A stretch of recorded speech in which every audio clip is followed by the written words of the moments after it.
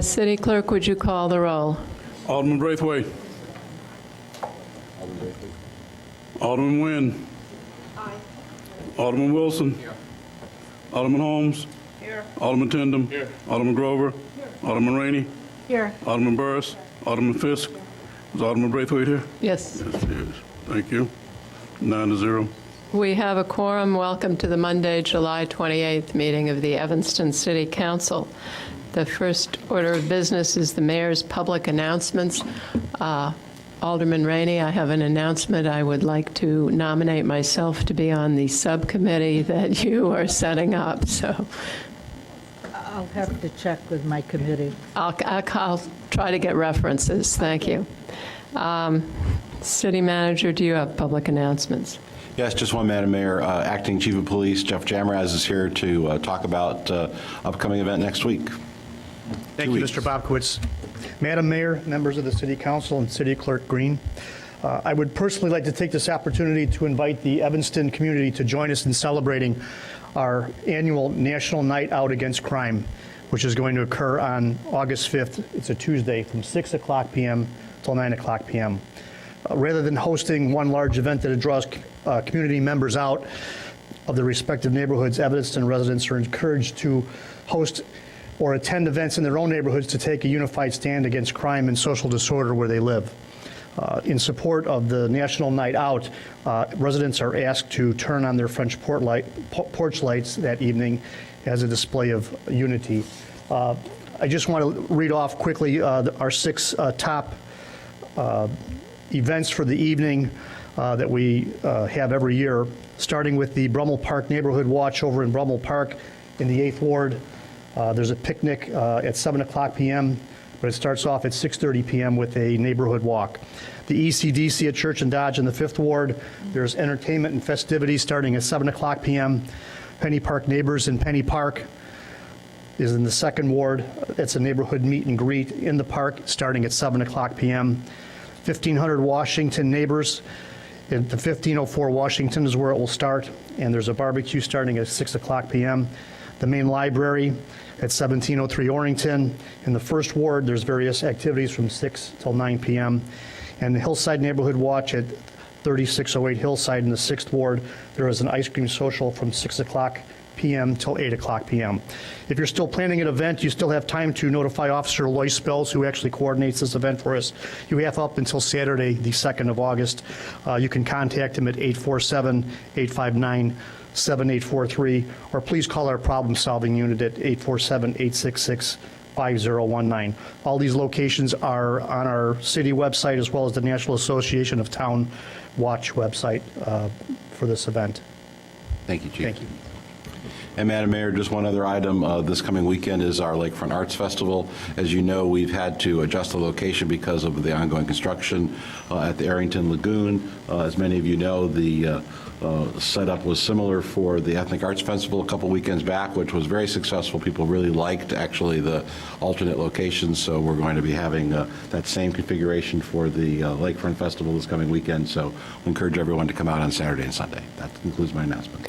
Thank you. City Clerk, do you have communications? I have no communications this evening, Madam Mayor. Thank you very much. The next item on the agenda is citizen comment. Because of the large number of speakers tonight, you can each, I am sorry, have a minute and 15 seconds. And then we might get done in 45 minutes, although probably not. I'm going to call your names. I'm going to call the first 4 speakers, and please come up, give your name and address. And if someone has already said whatever you wanted to say, you can just say that you agree with them. You don't need to reiterate it. First is Mary McWilliams, Junad Risky, Michael McAuliffe, and Hee-Young Sung.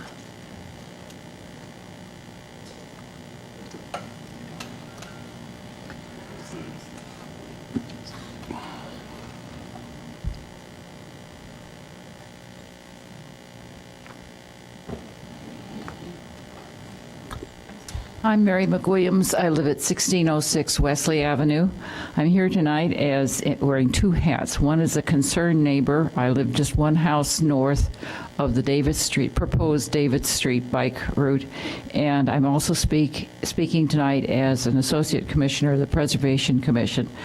I'm concerned that the commission Preservation Commission has purview over changes made in historic districts, and I'm concerned that the commission was not consulted in this issue. And there is precedence for that for them to be consulted, and that would be for the Ridge stoplight thing that went on a number of years ago, and then just recently, the city came to the commission for on Wesley Avenue to change the street configuration in front of Davis School. So I'm very much aware that the commission can have a positive role in such things. So I'm also concerned because the streets in the historic districts are unfortunately the narrow streets, and changes in some ways can have a profound effect on everything else. So adding bike lanes on some streets, and particularly I know about Davis Street, it's going to be a very serious problem for the area, and I'm concerned about safety for not only the cars but the bicyclists and the pedestrians as well. Thank you. Thank you very much.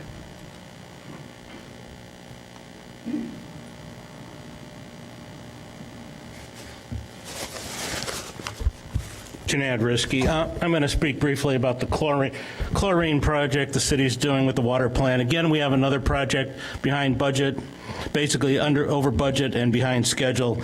This is a pattern here, but it's an interesting pattern because we had the SCADA project behind, basically over budget, behind schedule. We had the transponders. We have all these projects, but what was the scariest thing at the last council meeting, we're talking about building pipelines to other communities using our capital, and we can't run these small projects here. And basically, how can we sell water and make a profit? And that's what I keep asking, what's going on here?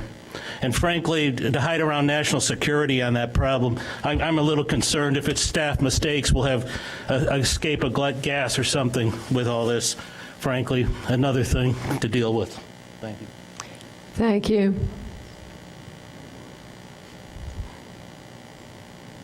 Hi, I'm Mike McElwee. I'm here to talk about item P6, the mixed-use building at 835 Chicago Avenue. One, I'm very happy to hear that they came up with this option of leasing the 25 additional parking spots at 935 Chicago. Happy to hear about that. I'm afraid I don't have many details about that as far as what are the requirements around that. I think I heard somewhere a 3-year lease that they were going to have on that, and then they would be able to come back to the city and say if they weren't using them at that point, then they stop that sublease.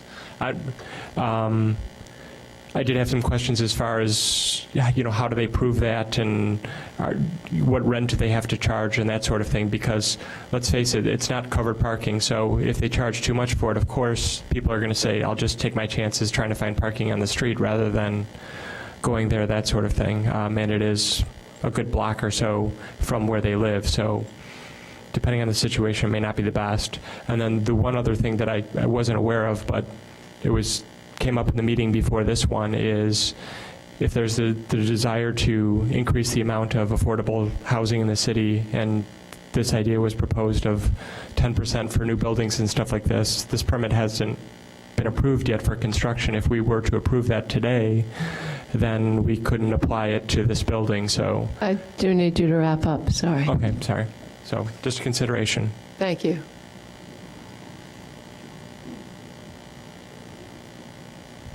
Hi, Nikki Hiltline, 820 Hinman. I think I'm 2 down on the list. Yeah.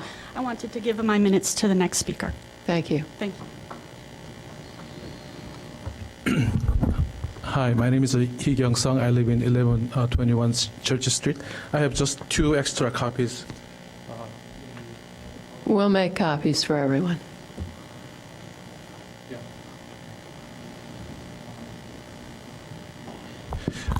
I will talk about the 835 Chicago Avenue project.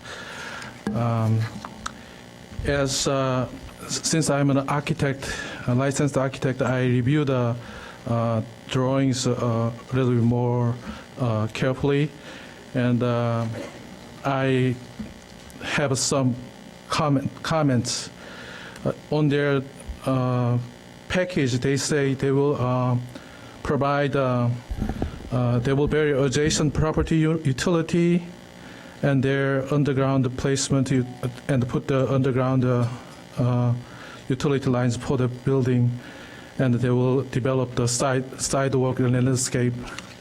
But when I look at their proposed utility plans on page 4, they still show the light poles, the electric utility poles in the site. If it should be, there should be transformers for the buildings and neighbors, but it is not shown in the plans. So I think that will occupy about spaces, but it's not shown. That's one comment I want to make. And another comment is that they are showing the metal canopies along the Main Street sidewalks. It's quite huge. Actually, it's hitting, when you look at the site plan, it's hitting the plants. But it's not dimensioned, or no height is noted in any plans. So it's very unclear. And another comments I like to make is about their parkings.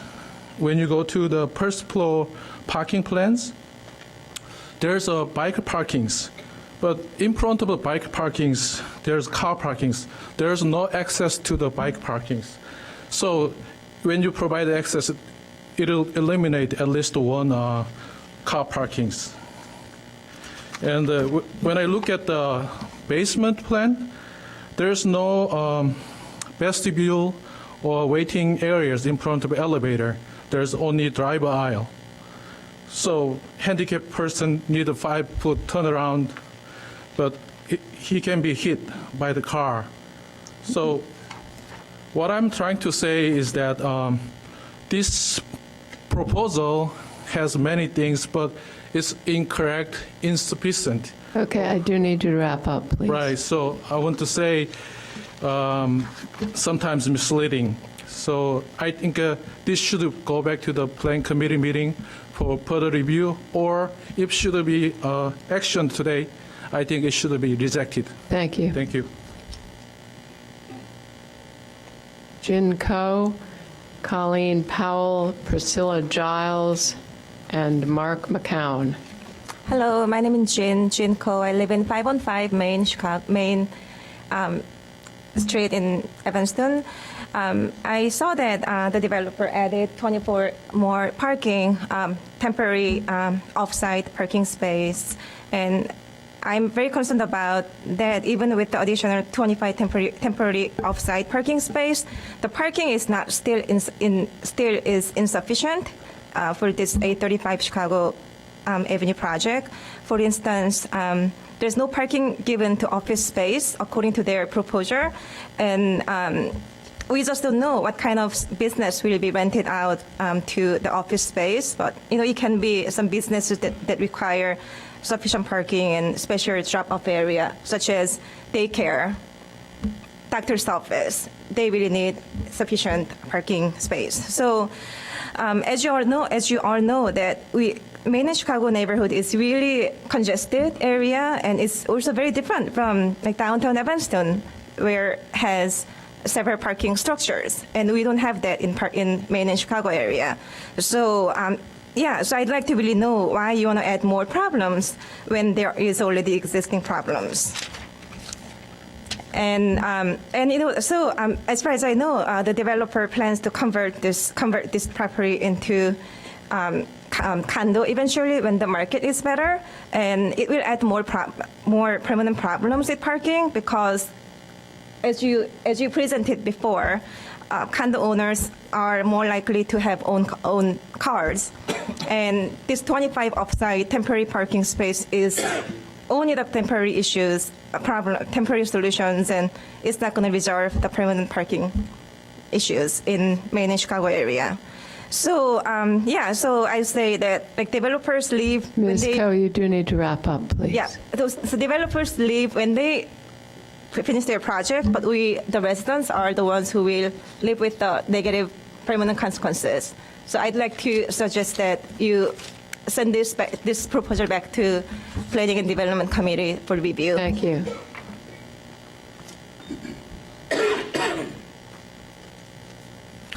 I'm Colleen Powell. I live at 913 Elmwood Avenue. I have long been a user of reusable shopping bags. Way back in the day when Whole Foods would actually forget to give me my credit and tell me to go to the service desk for my dime.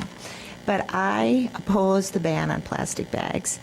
All the discussion is about how we get our stuff home and as if we should use a reusable bag and the plastic bag is a single-use bag.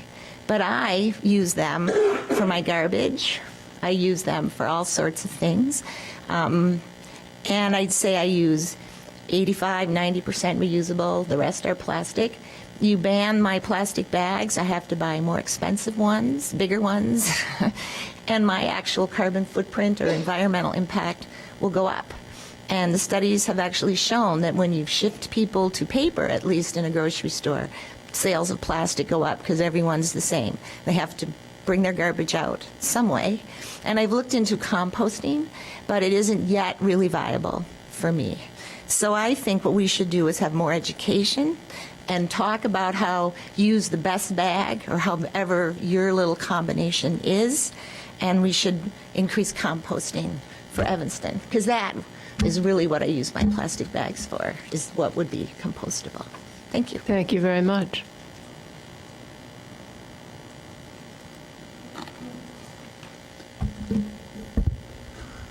I'm Mark McEwen, 1421 Davis Street. I speak tonight on behalf of the Davis Street neighbors, which are 50-plus people that live along Davis Street, Asbury, Wesley, Florence, and Ashland. And first off, we want to thank the council. Last week, many of our members spoke. We asked you to hold the plan, give us some time to work out the problem that we articulated, and we come back to you this week with a solution for many of the things that we shared with you last week. So how did we arrive at that solution? Over the last 60 days, we've had 4 neighborhood meetings. We've met with Suzette, a couple of members of her staff that offered some options for us to discuss. We had a meeting on Sunday, again, in preparation for this. And then last night and today, we spoke with both Don and Peter, and we've reached agreement and consensus as to what the solution is. And that's in the form of an amendment tonight that Peter and Don are going to offer as part of the resolution, which we think will solve the problem. So what are we trying to do? We're trying to address the safety needs of 3 different residents. One, it's the senior citizens that you heard from last week. It's the parents with young children that you heard from last week. And then it's all bicyclists of all ages that either live in the neighborhood or transit through the neighborhood. So what are we asking? We're asking that we put in a bike lane as defined in the plan, which is just 2 parallel strips. Put that next to preserve the on-street parking, which will meet the needs of the seniors and many of the parents. And we believe this is an elegant solution which will do several things. 1, it's going to improve bicycle safety. 2, it's going to meet the needs of the residents, of which we reached consensus among all of us, as well as the aldermen. And finally, it's going to move the plan quicker and faster, because the staff last week asked you for specific guidance. This is specific guidance. Thank you. Thank you.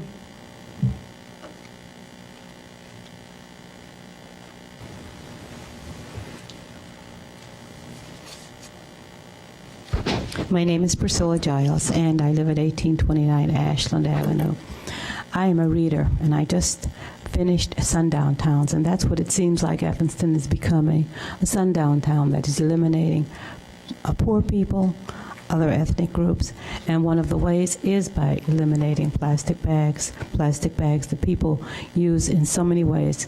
I've used at least 3 today myself, and I am a careful person who makes sure that they don't fly out of the trunk of the car when I'm going. I think education could help people to keep the plastic bags. I don't think that's something that is so vital that we need to copy from Chicago. That's the way it seems to me.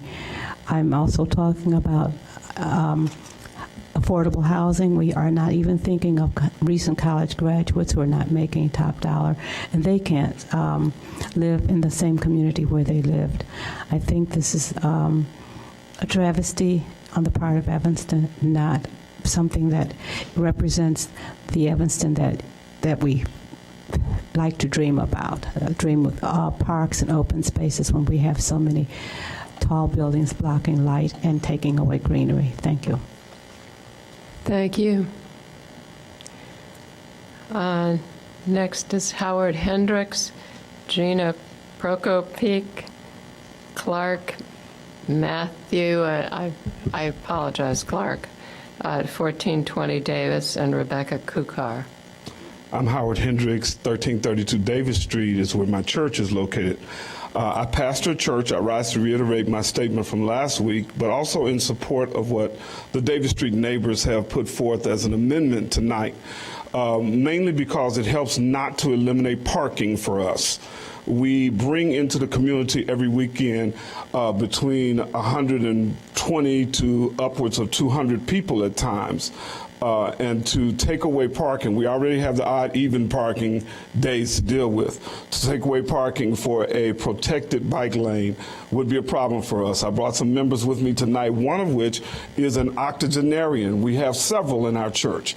She shouldn't have to walk 2 blocks from a car to get to the front door of the church. Thank you. Thank you. Hi, my name is Gina Prokopik. I live at 1515 Davis. My husband and I moved here 2.5 years ago to start our family. We have a small child, and primary concern was safety. But we do also support the proposal that Mark has brought up through the Davis Street neighbors. I'm in the 1500 block of Davis, and whatever we want to be part of, we want to have a voice as homeowners and residents. We need to have a voice in whatever happens to this portion of Davis. Thank you. Thank you.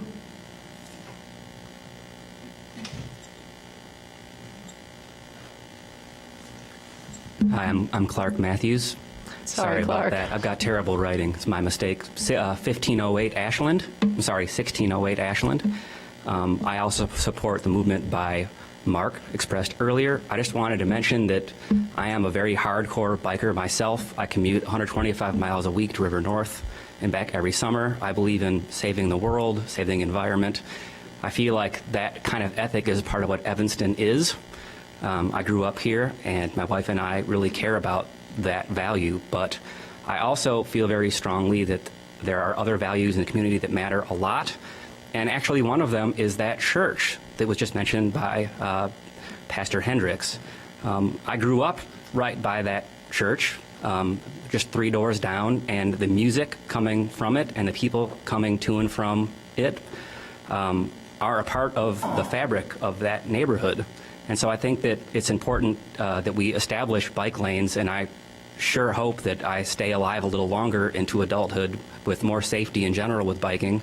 But at the same time, there are bigger things than just bike lanes out there, and one of them is the ecosystem of communities that exist in Evanston. It's a reason why I came back here after school and didn't move somewhere else. So I guess that's my take on the whole thing. Thank you. Good evening. I'm Rebecca Kuchar. I live at 1414 Davis, and I'm here tonight also to lend my support for the Davis Street amendment that Mark McEwen just presented. I'm also here to read a statement on behalf of Patricia and Daniel Stankovich, who live right across the street from me at 1415 Davis. So I quote, "Making Evanston walkable and rideable was voted by the larger Evanston community as one of the city's top 10 ideas for the Evanston 150 project, so it has citywide support. We agree that it's the right thing to do. The group that volunteered to help develop and execute on the plan are naturally bike enthusiasts, and we are grateful for their efforts.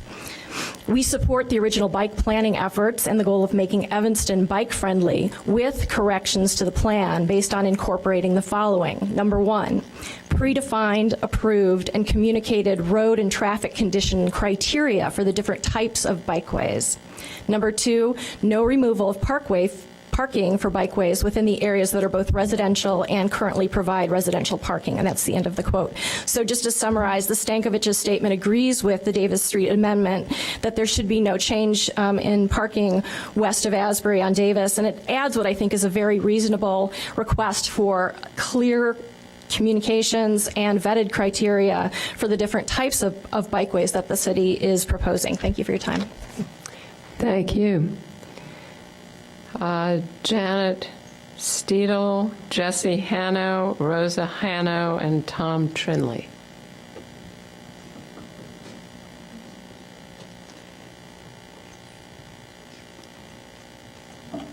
Good evening, Mayor Tisdall, Alderman. I'm Janet Steidel. I live at 1401 Davis Street. I'm here in support of the amendment that was proposed for the Davis Street neighborhood by Mark McEwen.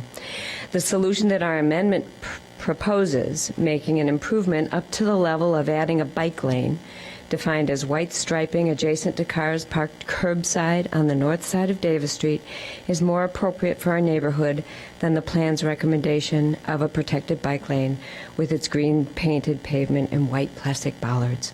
We urge you to accept this amendment and to see this for what it is, a holistic approach to Evanston's bike plan. We know the one-size-fits-all plan proposal would be detrimental to our neighborhood. Bike riding through the Davis Street residential area and others with similar historic significance on paths appropriately designed to respect their integrity and based on necessity is not a compromise or a defeat. It's good governance. Thank you. Thank you. Jesse Hano from 1584 Wesley, the southwest corner of Wesley and Davis. I wholeheartedly endorse the amendment as proposed by Mark. Thank you very much. Thank you, and congratulations on being the shortest speaker. I might be the shortest one. Rosa Hano, 1584 Wesley Avenue.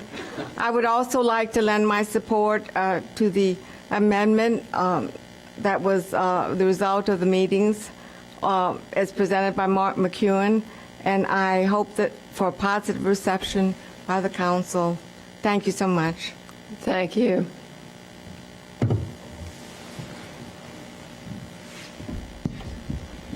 Good evening. I'm Tom Trinley. I live at 1306 Davis. Our house was built in 1864, celebrating its 150-year anniversary this year. Thank you. Being as old as it is, property over the years was sold, and we don't have a garage, nor do we have a driveway, but we love our home, and we love our neighborhood. And we've invested a lot into it. And I think that this current amendment is something that we strongly support, in that it would mean that we could maintain the existing parking conditions. It would respect the historic character of the neighborhood, and it would also accommodate bicyclists with a continuously marked bike path.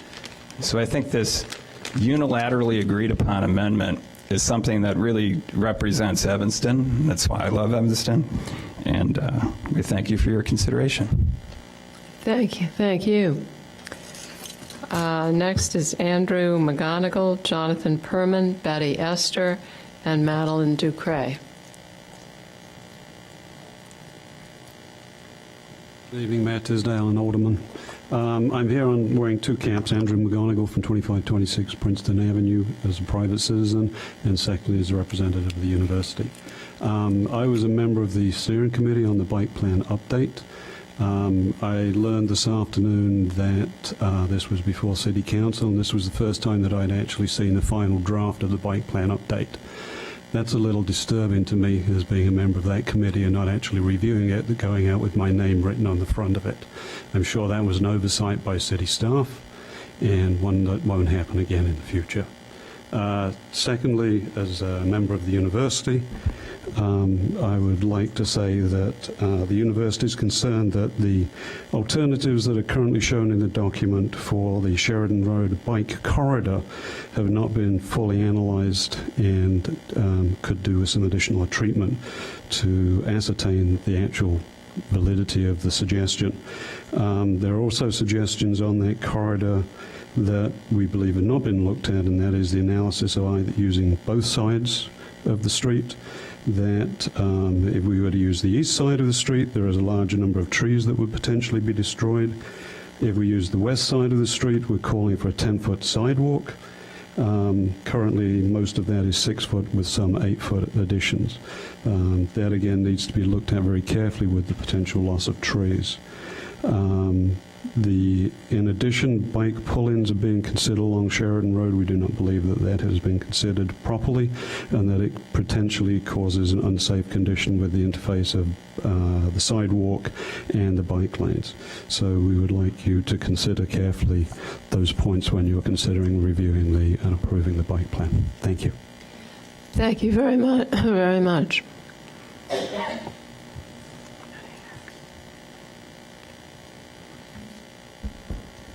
My name is Betty Esther. I stay at 2031 Church Street. Tonight I want to speak to you on two proposed ordinance.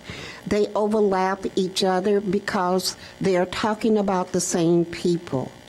We talk about the plastic bag ordinance as to how it impact and affect only the business. It will only affect two large business and not the small business in the neighborhood. But it does not address how it affects those residents that stays in the neighborhood that goes outside the neighborhood to shop at the larger stores. It affects them because to go there, you have to, if you need a bag, a lot of us do have one or two reusable bags that we take. But if you have a family and you're shopping for that family, you usually go to the store and you wind up buying something that you didn't have on your list. And then that means you're going to have bags for that, and they wind up being plastic bags. If that person has to buy one of the store's reusable bag, then that person has to make a decision. The same family that you talked about that need affordable housing has to make that decision. Which item from my grocery list do I put back? So are we really looking at the impact of the few or the many? We should be looking at the impact this ordinance will have on the residents. On the stores, it will not impact them at all because they are passing costs on to us, the resident. I'm happy to see that you are going to include rental in the inclusionary zoning ordinance. When that was discussed years ago, we had hoped to have that in there, but it wasn't. But I'm happy to see that it is being placed in there. And the conversation talk about Ms. Esther, I do need you to wrap up. Okay. The cost of excuse me, developing it. The Chicago Community Foundation has a program that it does for Board of Housing and of Community Housing Development Organization to tell so they know how to cost out their project. And in doing so, it does not cost the developer more to do an affordable housing as it would a market unit. You might find out it costs less because they're using different material. Thank you. Thank you.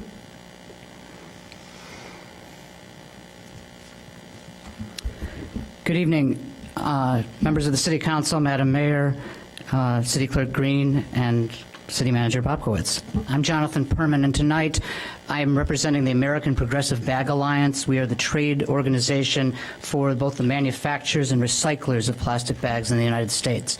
I want to share some information about the potential impact of bag legislation on Evanston and the 30,000 Americans employed by the plastic bag manufacturing, recycling, and distribution industry, including 3,000 workers in Illinois.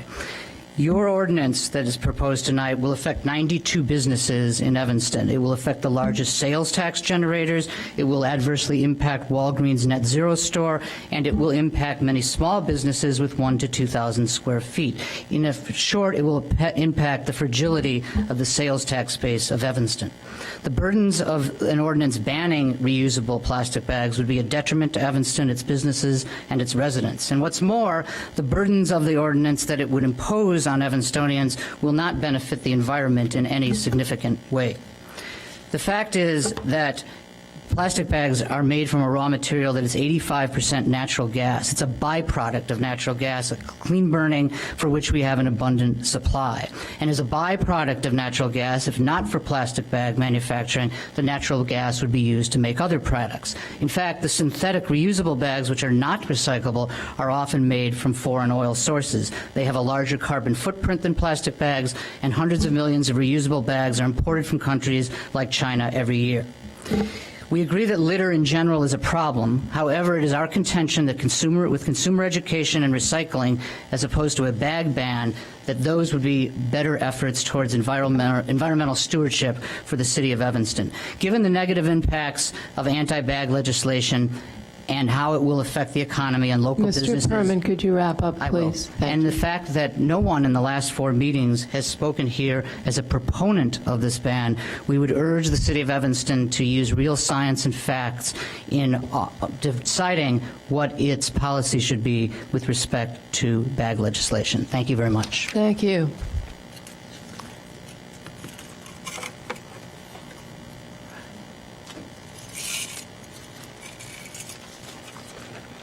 Good evening. Madeline Ducree here. I would just like to say a few things. I would like to comment on the bike issue. I believe we need to educate and re-educate people about the new rules of the bicyclists. And I must say, we always say slow down cars. We must start saying slow down bikes, cyclists. The next thing is the approval of the towing company with North Shore. I thank Alderman Grover for mentioning about the fees. I was always blaming Evanston for that. So I must start blaming North Shore. And maybe we should think about looking at other contractors. The next one is about the resolution A5, I think, with the 717 Howard Street. I don't have time to elaborate on it, but I must say, is Evanston going into the real estate business now? Thank you. I'll finish up on the next thing. Thank you very much. Next is on non-agenda items, Junad Risky, Dan Coyne, Priscilla Giles, and Madeline Ducree.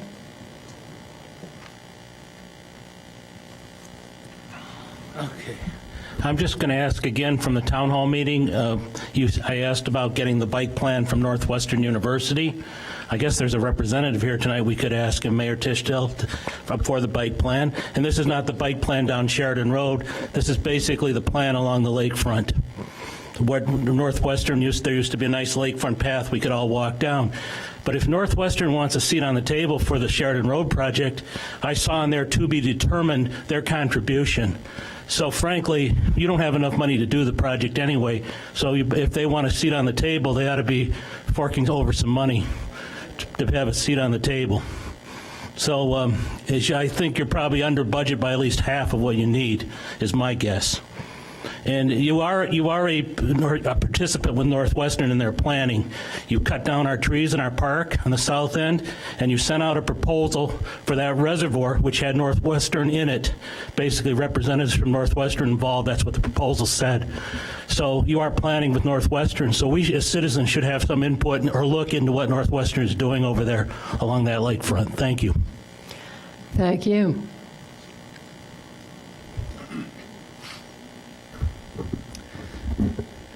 Mayor and City Council and Evanstonians, my name is Dan Coyne, speaking as a citizen who's had the privilege to live at 827 Monroe these past 22 years. I'm a newcomer to Evanston. My family and I do feel very blessed to have lived in the coolest town on our planet. Today, I simply want to say thank you to our leaders for helping to improve upon what I think is a very good thing. I am quite pleased with some of the progress south of Greenleaf, some of the peaceful efforts that we've been involved in bringing some peace south of Greenleaf. One of our more successful peace projects is the Pizza in the Parks. This year, while 50 human beings were shot in Evanston since January 1st, we on the south side have had 2 successful community building events where hundreds of neighbors ate pizza, ice cream, and s'mores. I personally enjoyed teaching over 100 kids how to roast marshmallows for the very first time in their life. Instead of cooking crack, we on the south side, we're roasting marshmallows. Instead of shooting each other, we're building new relationships. Instead of hiding in our homes, we're actually coming outdoors and playing in our parks. I want to thank you, all of you, for your part in helping us and our constituents in Wards 2, 4, 8, and 9. Thank you. Thank you.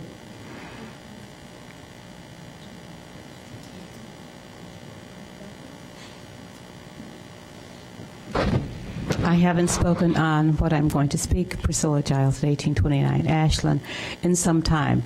But every Wednesday I watch the seniors at Fleetwood Jourdain struggle to get in the 2 doors, the 2 entrances, neither which are handicap accessible. This Sunday, my 95-year-old mother was trying to come there. There were no wheelchairs as there usually are on Wednesday because they weren't expecting so many people. There was one person who was looking for a wheelchair. They had to unlock 3 doors while my mother stood or tried to stand to wait for a wheelchair to go to the general building. I think with all of the money that is being saved in the different ways that we hear that we're saving money in Evanston, that a cutout could be made in Fleetwood. I went to the Ecology Center, and there is a circle there. There's a parking lot right next to it and one across the street. Thank you. Thank you. There you go. Madeline Ducree again. I just want to say right quick that about the plastic bags, I'm really having second thoughts about having the plastic bags, but at the same time, I'm trying to figure out what is the difference in how we handle it here in the city with the dog poop plastic bags, which is worse. Just the plain plastic bags or the plastic bags with the poop in it? I don't know. It may sound funny, but I'm serious as a heart attack. But another thing is about the housing. The man just mentioned about the parks and the pizza and no shooting or what have you. The lady, I think her name was Sarah, with the connection and housing and so forth. I wanted to make a comment on that. I think it's with all the violence that's going on in the world, and I'm going to just deal with the locally right now, it has to do with the housing in here. It has to do with the parents, with the pressure, the stress that they're under. It has to do with the guns. We have to figure out where the guns come from. They just didn't pop up in Evanston. We have to get it up here and then deal down here. Sometimes we have to deal locally, but we have to deal up here too, because it's still coming in. The money, the wages, there's so many different combination of things that's happening in our community, and certainly in the poorer community that is affecting us in this town. And like I think Ms. Holmes, Fifth Ward Alderman, and the other aldermans made an agreement, I commend you. It's a beginning. Let's not give it up. Thank you. Thank you. That concludes citizen comment, and thank you all for speaking. City Manager, next is a special order of business, the bike plan. Yes, Madam Mayor, members of the council, this item was continued to this meeting. What staff has done to try to help provide some clarity to the issue is we have drafted resolution before 57R14. In this resolution, we break up a variety of the sections of the plan. And Madam Mayor, at this point, I'm happy to walk through the resolution. Would that be helpful to the council, or as the council read the resolution, I'd be happy to answer questions? Walk through it then. So what the resolution does is it has the council accepting the plan recommendations as a guidance document and directs staff to work cross-departmentally in conjunction with the city council, appropriate boards and commissions, residents, and neighborhood stakeholders to accomplish the following: develop an implementation strategy on 4 specific recommendations listed in the bike plan update, which would be appoint a city staff member to serve as a bicycle program coordinator, develop a coordinated bicycle parking program to focus on bicycle parking into bicycle and roadway projects, add additional bicycle parking along all bicycle routes, enhance the city website to serve as a portal of information, and to address several other recommendations contained within the bike plan update. To develop certain education initiatives aimed at safety, security, and awareness, delegate a staff member to be a bicycle marketing and encouragement representative, and create a bicycle traffic count database to accurately track bicycle data over a period of time to address and anticipate trends in bicycle ridership. Then references the 8 areas that were identified in the plan as comfortable corridors, and it says to discuss and review with the Transportation and Parking Committee preliminary concepts for developing comfortable corridors in Evanston, and those corridors would be Chicago Avenue, Hidman Avenue, Howard Street, Asbury Avenue, and Green Bay Road, Maple Avenue, Noy Street, Sherman Avenue, Greenleaf, Oakton Street, Callan, and South Boulevard, Sheridan Road, and Agmore Court, Lincoln Street, Harrison Street, and Lincolnwood Drive. And then for those streets, the recommendations from the Transportation and Parking Committee would be reviewed by the Administration and Public Works Committee and submitted to the Council for final approval.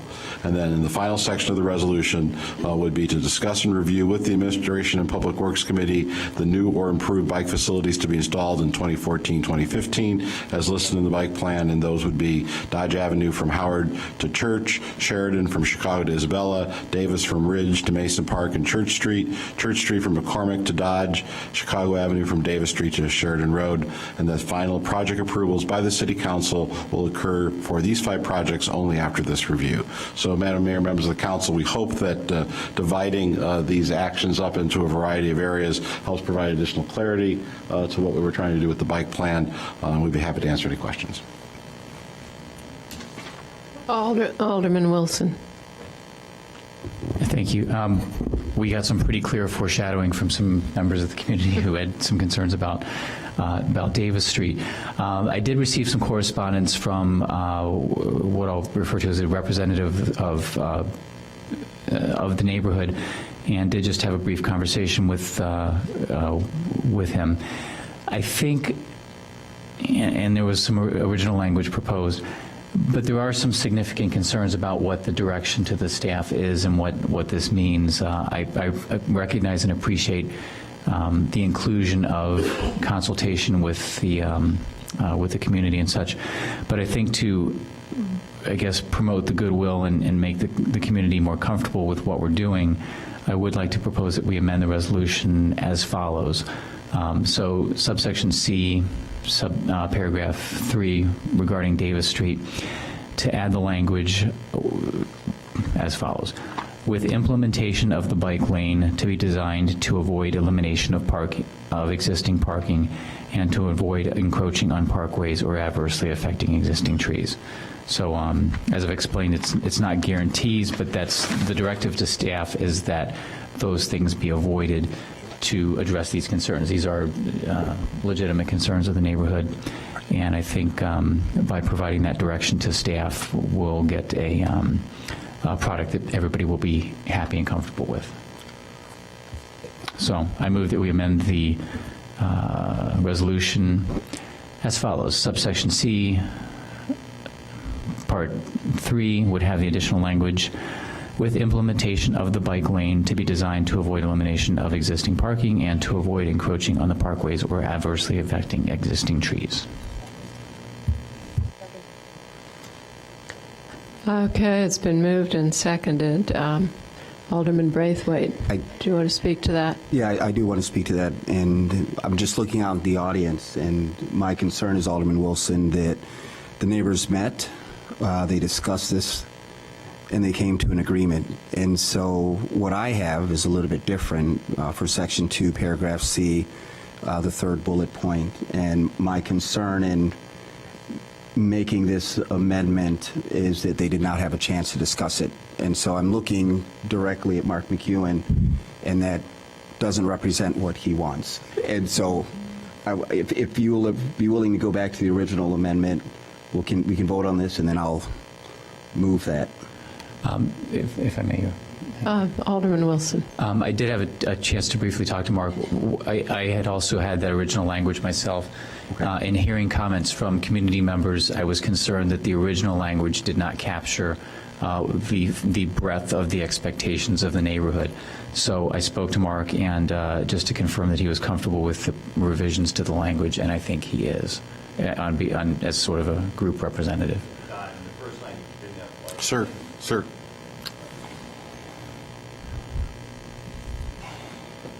When you first read it, you didn't have the words bike lane in there. So Peter looked at me and said that, and I said, we need to have the language. So when you said it the second time, and it has the word bike lane, which is a specific definition within the plan, right. That's what the neighbors are agreeing to, is that specific definition of bike lane within the bicycle update. With that specific definition, we're in agreement with your amendment. Okay, thank you. I just can't read my own handwriting. Alderman Holmes. I just have a question, I guess probably to the committee, I don't know, even to the staff. In all of this, when we've been talking about the bikes, and I've been thinking about this a lot today, we've done a lot. We have a lot of money invested in this, and I know the staff has worked really hard in getting grants and all of that, and we'll have to take some money out of CIP and all of that. Have we ever thought about how do we recoup any of this money to help with the upkeep of the bike lanes and that kind of thing? Because I know on your car you pay a wheel tax and all of that to keep the roads going. Have we thought about anything like that? I'm just wondering. I know it's probably coming at a late time, but that's the way my mind works sometimes, Don. I didn't think about it until today. Who's going to pay for the bike lanes? Who's going to keep the upkeep of that simply as the way that we would do the highways? Or am I not thinking correctly?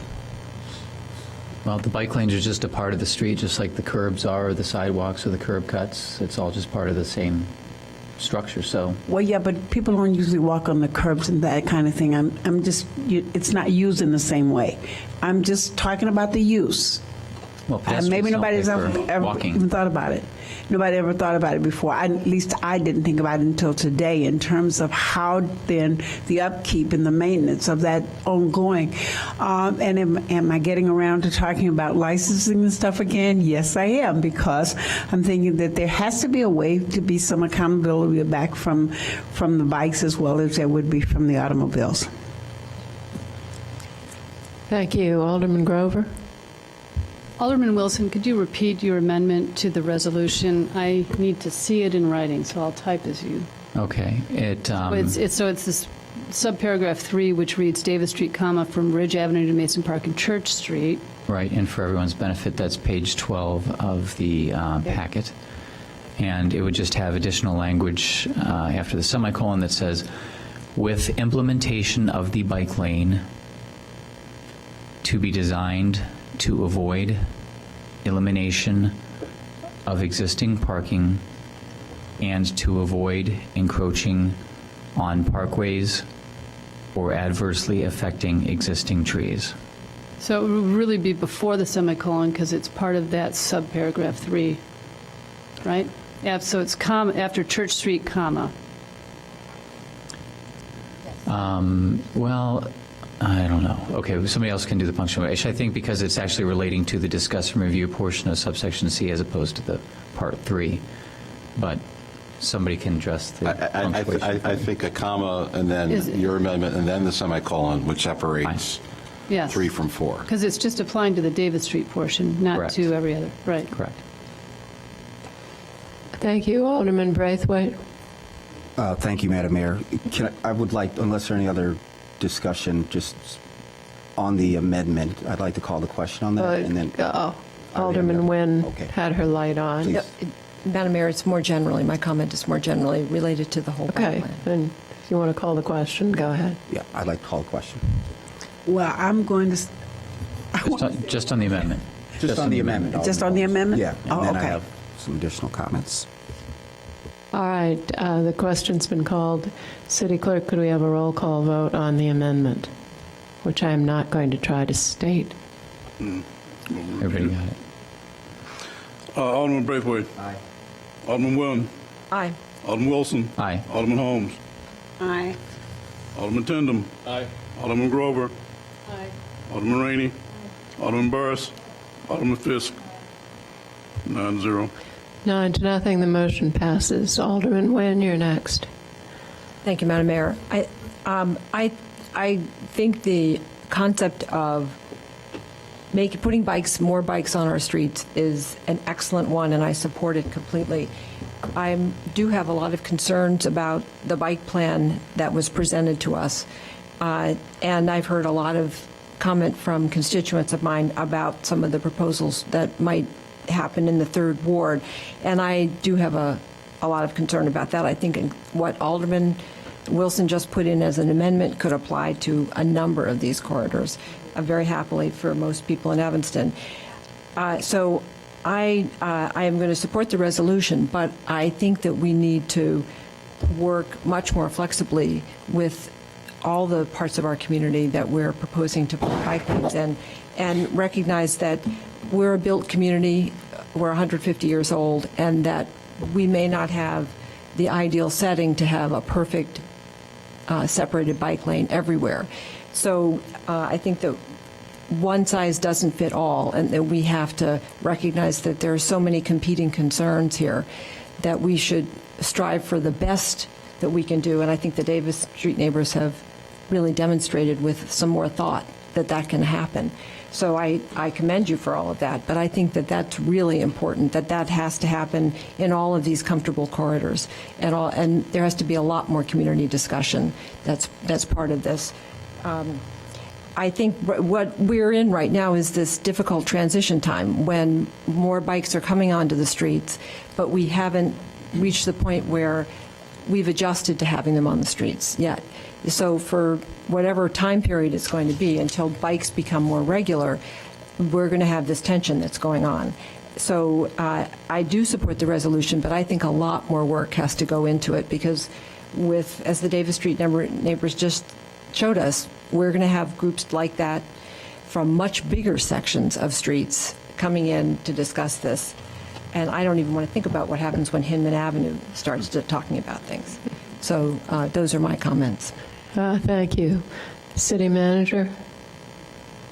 Madam Mayor, members of the council, from a staff perspective, we certainly appreciate the comments of the members of the council and certainly the community. I think what we've tried to do with this resolution is make it very clear that this is just one more step in a process, that the plan is not a final step, but really it's a call to these communities to say these are issues that are going to be coming down to these neighborhoods over the next few years, and we want people to pay attention. We want them to engage. It's difficult, as you all know, in this day and age to get people interested, and sometimes it's only when we've already had many meetings as a community that people get interested. So we thought that this idea of the resolution was an opportunity really to wave that flag now, to say here's a process using the existing committees that we have, and quite honestly, the Transportation and Parking Committee I think can be a real opportunity for us to use in a more active way to have that committee be a convener of these discussions, and that's not been a traditional role for that committee. And so staff is anxious to talk with members of the committee over the next several months to see how we can use the Transportation and Parking Committee as really what's happened here at the council, and that's certainly 2 steps back from where we're at today. So again, I think that the resolution is meant to make people aware that the plan is out there, that these areas have been identified, and we'll continue to talk. And once we feel we've got plans that make sense, we'll have community meetings. We'll take it to Transportation and Parking. We'll take it to Administration of Public Works. And that's the extent that we have. We urge everyone to stay abreast of things. We're going to continue to do better outreach on all bike issues. I think we've also heard very clearly that there is that tension between pedestrians and cars and bikes, and and it's maybe more pronounced here than it is in other communities, and we need to spend additional time and effort in Evanston working with everyone involved, and I think you'll be hearing more from us on that. So we thank the council. I want to also recognize Suzette Robinson and her staff for the excellent work they've done, but it's just beginning, and there's lots more to come. Thank you. I see 4 lights on, and I'd like to point out that it's 10 of 10 at night. So let's try to wrap up this discussion if possible. Alderman Fisk? Thank you, Madam Mayor. Well, resolutions have a way of moving the ball forward, I think, in a way that may send out the wrong message. We want people to be part of the process and participate in the process. It creates the anxiety of this is going ahead without your input. So I think it'll be up to all of us in our wards to bring that to our constituents and make sure that they have the input. I am generally opposed to any use of parkways for bicycle traffic. I think that tends to denigrate a neighborhood. I think it affects property values, and I think it's a really bad idea. As long as we can discuss these things going forward, I guess that's fine.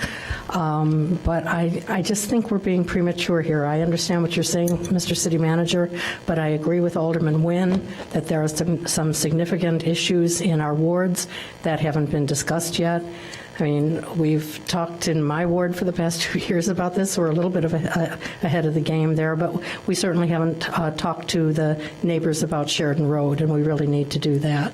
Hinman Avenue, Sheridan Road, all of these places that are heavily trafficked, potentially troubled spots. Andrew McGonigal, wherever you are, I agree with you. And that doesn't happen very often, does it? But I agree with you on this one. And but I do think that a resolution actually doesn't inspire a lot of public trust or confidence at this point. Thank you. Alderman Grover? I'm very supportive of this bike plan and bike planning in general, acknowledging, as I think we'll all agree, that bike ridership is only increasing. We're seeing more bikes on our roads. We're being startled by bikes sometimes on the roads with us, but we're getting used to them. And the bike plan helps us get closer to, this planning does, improved connectivity of our bike infrastructure, safety, and then comfort. So the cyclists that we're building this infrastructure and these facilities for aren't necessarily the pelotons of cyclists going up Sheridan Road Saturday and Sunday mornings. We're talking about just regular people wanting to get downtown or to school. I don't want us to lose sight of where our bike planning fits into the larger bike plan for the Chicago metropolitan area. And there are bike lanes that will connect us to our neighbors in every direction, and that's important for a lot of reasons, for getting to jobs, for bringing in people to spend money in our downtown. Cyclists' money is just as good and flows just as freely as people who drive cars. So for me, this is all really important, and I hope that we will come to appreciate these bike facilities and bike lanes as amenities, and that Evanston's experience with bike lanes and infrastructure will confirm studies elsewhere that they do improve property values, and residents do see them as a bonus and make their homes easier to sell if they have bike facilities close by, if not on their street. So I hope we'll approve this bike plan with an amendment, and just worry about too much piecemeal planning as part of this bike infrastructure. I want to make sure it works for everyone, but keep those larger goals in mind. Thank you. Alderman Braithwaite, then Alderman Wilson. Thank you, Madam Mayor, and I'll try to move through this as quickly as possible. First, thanking all the residents who came out, particularly those in the Second Ward, for raising the level of awareness on this whole conversation. You spoke very clearly and I was able to hear you. So thank you for that. And also thank you, Alderman Wilson, for your leadership on this. I know we spent a lot of time on the phone working through this, and also to our city staff. I think you also heard the concerns of the neighbors. The one piece that which I will support the resolution, but at our last meeting there was a resident that spoke to some concerns, and he was making some edits to the plans. And unfortunately, because he was referencing a different page on the packet than what I was looking in front of me, I didn't have a chance to record. So I would like to move forward with passing this resolution, but I would like to hold the actual bike plan until I can capture those edits. I'm also very concerned. I don't know who the individual is from Northwestern and why you didn't have a chance to read the document. So I'm willing to put like a 30-day limit and bring it back at the appropriate time. But I would like to have council pass and support the resolution, but hold the bike plan itself until I can meet with the residents and make the necessary edits. Can't do it? I will see. The resolution includes it up. Madam Mayor, members of the council, the resolution says that the plan would serve as a guidance document. Right. Guidance documents can be amended in the future if the council would so choose. I guess I'll move to hold then until we can make those edits. You can't, Alderman Braithwaite, it's been held once. Over. Yeah. Well, she didn't specify when she held it. is what We you can said. make the edits. Alderman Rainey, do you have a parliamentary way out for Alderman Braithwaite? Is that what you put your light on? No. Oh. But I'm here to help. What is the quandary? Well, I mean, you would have to maybe table it to a date certain. Okay. But I mean, I just wanted to make a comment about it. Okay, I'm sorry, we'll get back to No, not if it's going to be, I mean, if it's going to be tabled, we can continue to talk. If it's going to be held, it's. I don't think it's going to be either. We could move to suspend the rules, so you could do that.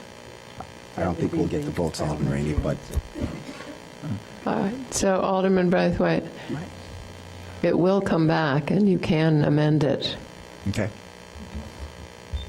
if everyone agrees, so I don't, or if a majority agrees. Are you comfortable with that? Okay. Yeah. Alderman Wilson. What about me, Madam Mayor? You're after. Oh, okay. I haven't spoken yet. She can speak first. Alderman Wilson. It's just my 30-second pitch for, we could avoid a lot of this stuff with respectful coexistence. And to the cyclists out there, peer pressure is very effective. Talk to other bike riders about proceeding safely, stopping at controlled intersections, and being respectful of drivers. And drivers, the same thing. Just be respectful of each other. If somebody does something that upsets you, don't react with road rage. I ride a lot. I'm in a car a lot. I see a lot of bad behavior by both cars and bicycles, and a lot of that it comes from frustration. And some people are just jerks. If you put a jerk in a car, they're going to be a jerk in a car. If you put a jerk on a bike, they're going to be a jerk on a bike. It's not that cyclists are bad. It's not that cars are bad. It's that jerks are bad. So try to be mindful of that. If somebody's being a jerk on a bike, it's not that all bikes are bad. So just try to work towards that, that peaceful coexistence. And if bikes bikes and cars could get along better, we could save ourselves a lot of money and effort with infrastructure because it wouldn't be necessary if people could work better together. So, thanks. Thank you, Alderman Rainey. I think, first of all, the Davis Street people have alerted some of us to the fact that we need to do more regarding this plan. My assumption was everybody would love it, and but now I'm hearing that that's Alderman Rainey, try your mic. I know it's on. It's like in my. Anyway, so I agree with Alderman Nguyen that a resolution of this kind and a plan giving direction to staff regardless of what the tweak was, which I'm really not comfortable with. The tweak doesn't really reassure me that I can have a ward meeting on this bike plan, because I have some avid cyclists in my ward who are very concerned about this plan. I got criticism from one person only, who sent me a message saying that there are only 10 people in this city who oppose this bike plan. And I said, well, perhaps you don't have access to my private emails. I'm very concerned that the comments and concerns that people in my ward have about this plan aren't going to be heard. And I want to make sure that if Alderman Braithwaite's holdover doesn't take effect, or he doesn't table it, that these concerns are going to be heard. I mean, you can vote them up or down, but I want to make sure they're heard, and I want to make sure that this thing doesn't get implemented, and I don't see people drawing lines down, parkways in my ward without the concern of these people heard. And I just need to be reassured of that, or assured of it. And if that's the case, I'll support it. If anybody has any cautionary comment about that, then I'm going to support Alderman Braithwaite in whatever he decides to do. Thank you. City Manager, then Alderman Fisk. Yes, Madam Mayor, members of the council, the language in this resolution was crafted by me because of that very concern, Alderman Rainey, that I want to make sure that everyone is clear that within the processes that we have in the city, that the Transportation and Parking Committee will have discussions, the wards will have discussions, and you have my personal guarantee, Alderman Rainey, that nothing will come before the council until it has had that airing. Will there be disagreements? Probably. This is Evanston. But it will have that appropriate airing before it gets to this body for a final decision. Thank you. Alderman Fisk. I'll give my time to Alderman Braithwaite. Madam Mayor, I'd like to move that we table this resolution to the second City Council meeting in September. That will give us enough opportunity, or at least me, an opportunity to meet with the neighbors, capture the edits that were stated at our last meeting. I don't think that 2 months is going to make a critical, is going to upset anything, I hope. And just so the neighbors know that the construction on that particular block of Davis isn't going to take place until 2015. So I would like to move through this carefully with some clear pace, and hopefully by tabling it to that second meeting in September will allow us to do that. Second. All right. It's tabled. Alderman Grover? I don't think I still understand, Alderman Braithwaite, what more you need, what more information. It's an opportunity to meet with my residents, that's all. There were concerns about the in bike the plan. document Okay. that were not accurate. I wasn't able to capture them during public comments to share the information with staff. And so I would like an opportunity to capture that information and then come back with a document that they'll be supportive of. Thank you. Alderman Rainey? We're done? Okay. That brings us to the consent agenda.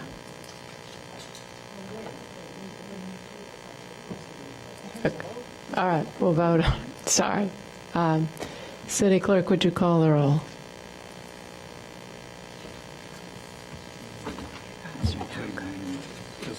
On tabling SB1.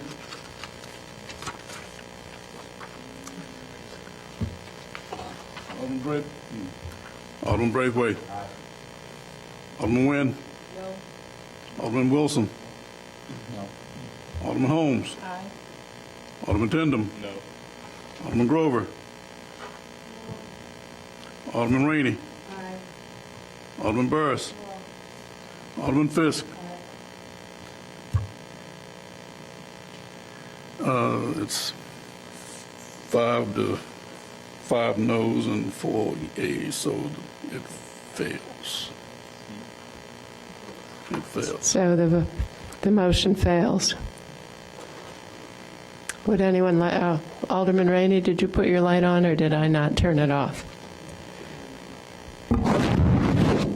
So would someone like to make, Alderman Wilson? I move that we adopt the resolution as amended. It's been moved and seconded to adopt the resolution as amended. City Clerk, would you call the roll? Again, that was the amendment that Dr. Yeah. Okay, got you.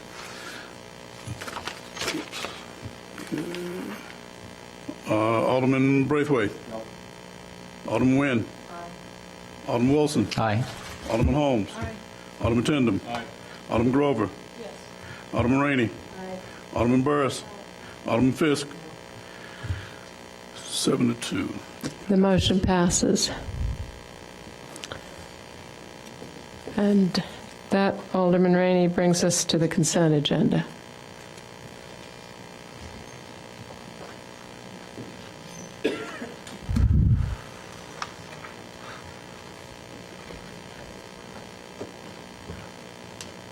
Thank you, Madam Mayor. First item on the consent agenda is approval of regular council minutes of July 14 and July 21, 2014. The Administration Public Works Committee met this evening and recommend your approval of the payroll $3,022,177.08 and the bills through the 29th of July in the amount of $3,603,906.64. We ask your approval to authorize the manager to amend and renew the existing agreement with Accela, Inc., the renewal year 8 of the city's 10-year contract in the amount of $128,000. We ask your approval also to allow the manager to execute a contract extension for our participation in the Suburban Purchasing Cooperative for pavement marking services for the not-to-exceed amount of $50,000. This will be thermoplastic markings. We ask your approval also to allow the city manager to execute an agreement for chlorine feed system improvements with Dom Mechanical Industries in the amount of $333,888. We ask your approval also to have the manager execute a contract for armored car services with Dunbar Armored Incorporated in an estimated first-year amount of $81,000. We ask your approval for executing a contract extension for towing and other related services with North Shore Towing, 2527 Oakton, Evanston, Illinois, effective August 1 through July 31, 2015. The estimated annual expenditure is $44,982. Approval is requested to execute a change order in number 1 to the agreement with Kenny Construction for the large diameter sewer rehab on Central Park Avenue and Main Street, which will reduce the contract amount by $60,542.39 from $1,388,290 to $1,327,747.61. Staff is also recommending a contract time extension of 30 days. This is Resolution 56R14, requesting authorizing the manager to negotiate a contract for the purchase of real property located at 1717 Howard Street in Evanston. Funding is provided by the Howard Ridge Tax Increment Financing District.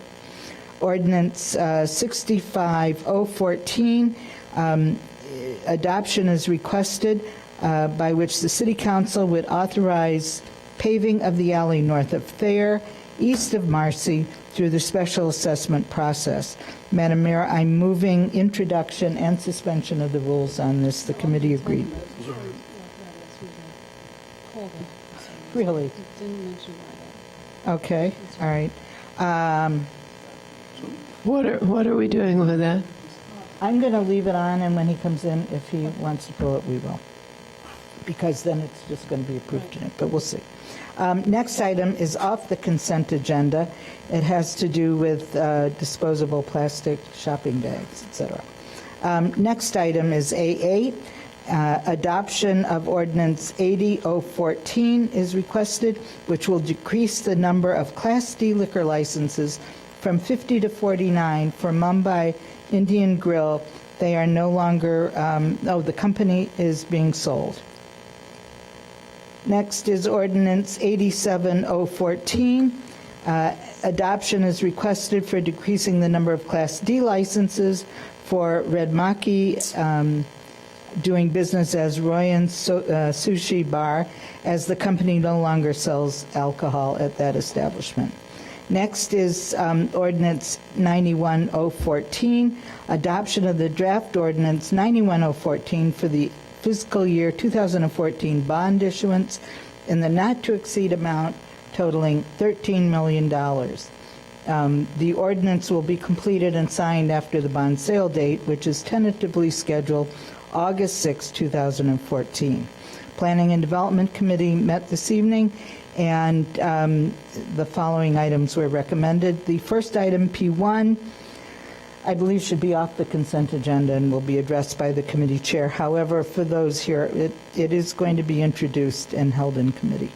Item P2, this is for introduction. The Plan Commission and staff recommend City Council amend various parts of Chapter 3, Implementation and Administration of the Zoning Ordinance, to clarify public hearing notice requirements for zoning applications. This is basically a housekeeping ordinance. Next is P3. This is also for introduction, and I will suspend the rules if the committee agrees.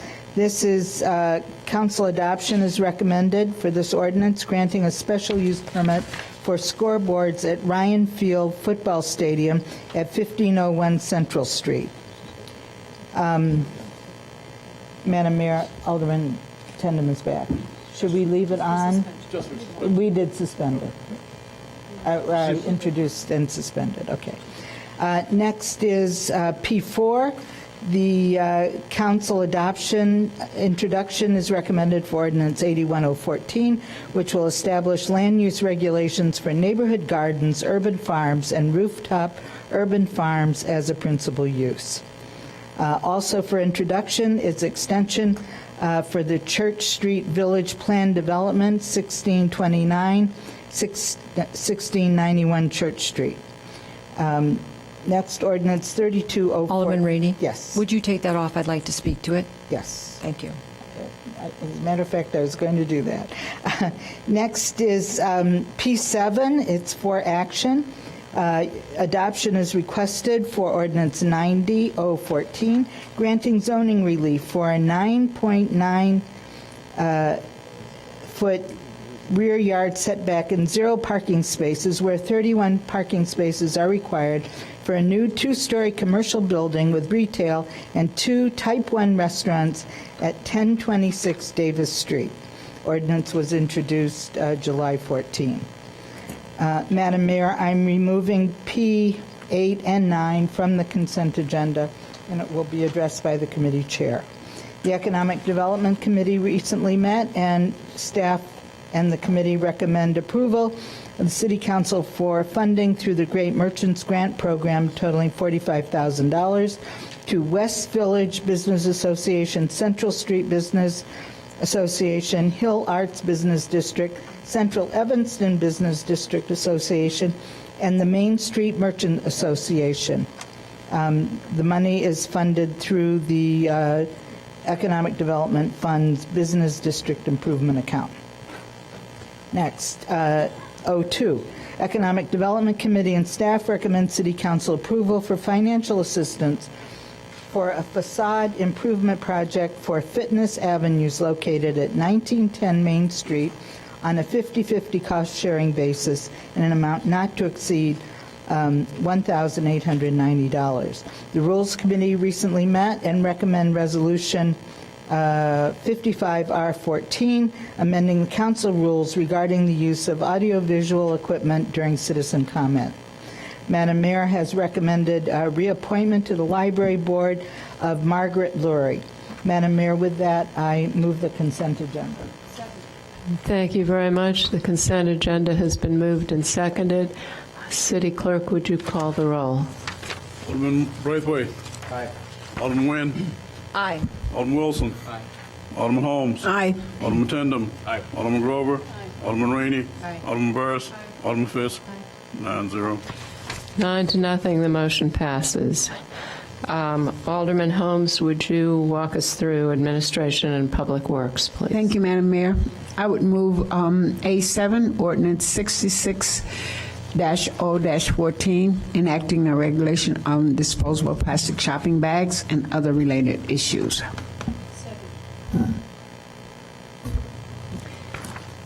It's been moved and seconded to pass Ordinance 66-014. Does anyone wish to discuss it? Alderman Nguyen. Yes, thank you, Madam Mayor. I have really struggled with this ordinance quite a bit. I've read a lot of the materials that we've been sent. I've had long email discussions with a professor at Northwestern, and I've read the studies of Washington, D.C., a community I lived in for 5 years, and the reports that come out of California. Very clearly what we all want is to have everyone to carry their own bag to stores and not use paper or plastic. And I've concluded that the way to move us towards that would be to have a plastic bag ban with a very intense education program with lots of support from the city to convert people to appropriately produced reusable bags as opposed to the polyethylene garbage that we get, that we import. So I am going to support this. I think one of the most compelling studies that convinced me to do this was the analysis from Washington, D.C., and the dramatic drop in bag usage there, and the results of being able to clean up the Anacostia River. So I am going to vote in favor of this. Thank you. Thank you. Now I have no idea who put their lights on first. Alderman Tindem. I just put mine on. You just, okay. Alderman Wilson. If you would have posed the question to me, 3, 4, maybe 5 years ago, I would have thought that this was a no-brainer. And since that time, I've learned a lot more about the impacts on the environment. And I find that the evidence and the information is not only persuasive, but extraordinarily compelling. So I can kind of, count the votes and I can see how this is going to go.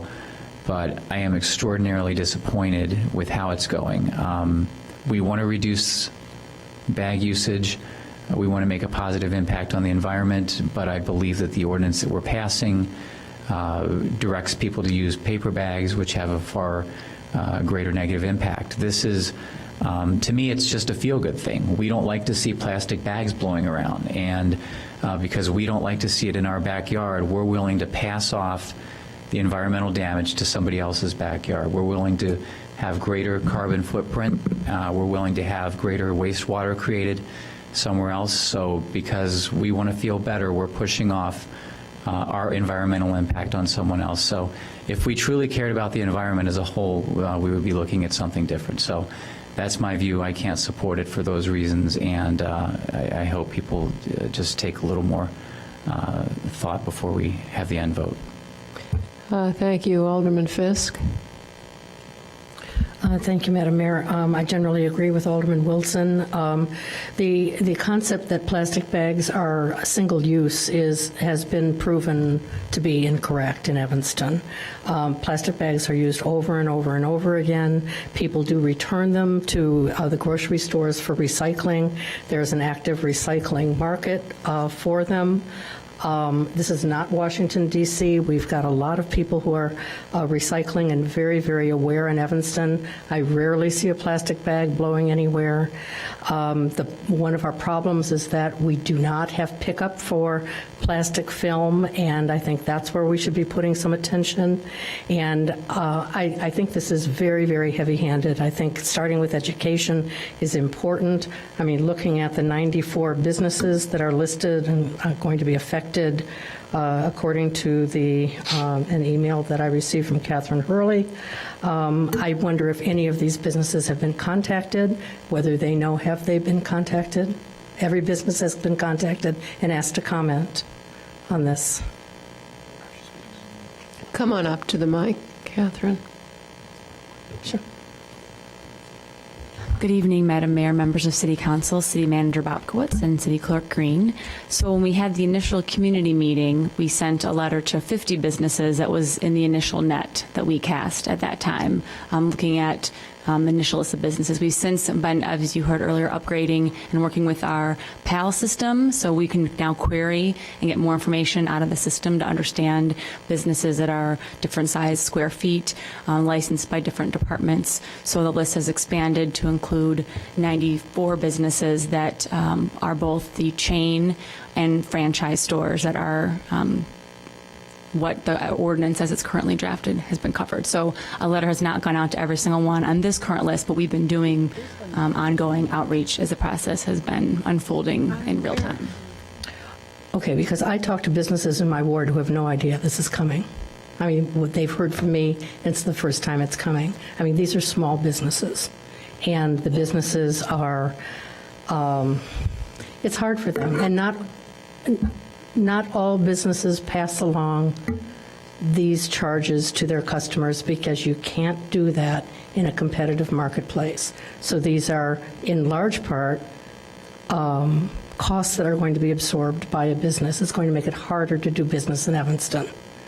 Now, I've had a canvas shopping bag for the last 30 years. I'm not against or pro-plastic, but when you understand, and I've invited you and other people to come out and see what comes in the back door with deliveries of businesses, there's far more plastic that we're talking about than the bags that are going out the front door. We've heard testimony from folks who rely on those bags for lots of different uses, and they're going to be affected by it. Believe me, this is not going to help any of the businesses at all. It's not going to address even a tiny percentage of the plastic problem that I see in running a small business myself.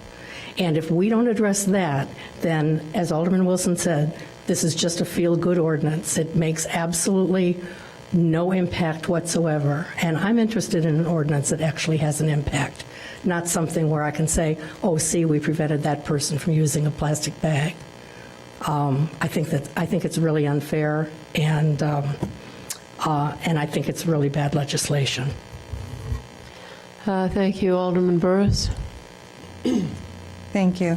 First, I want to say thank you to Catherine Hurley. She's done amazing work over the 3 years to keep this in the forefront in front of businesses. Obviously, the chamber has known a lot about this, as well as businesses, the community.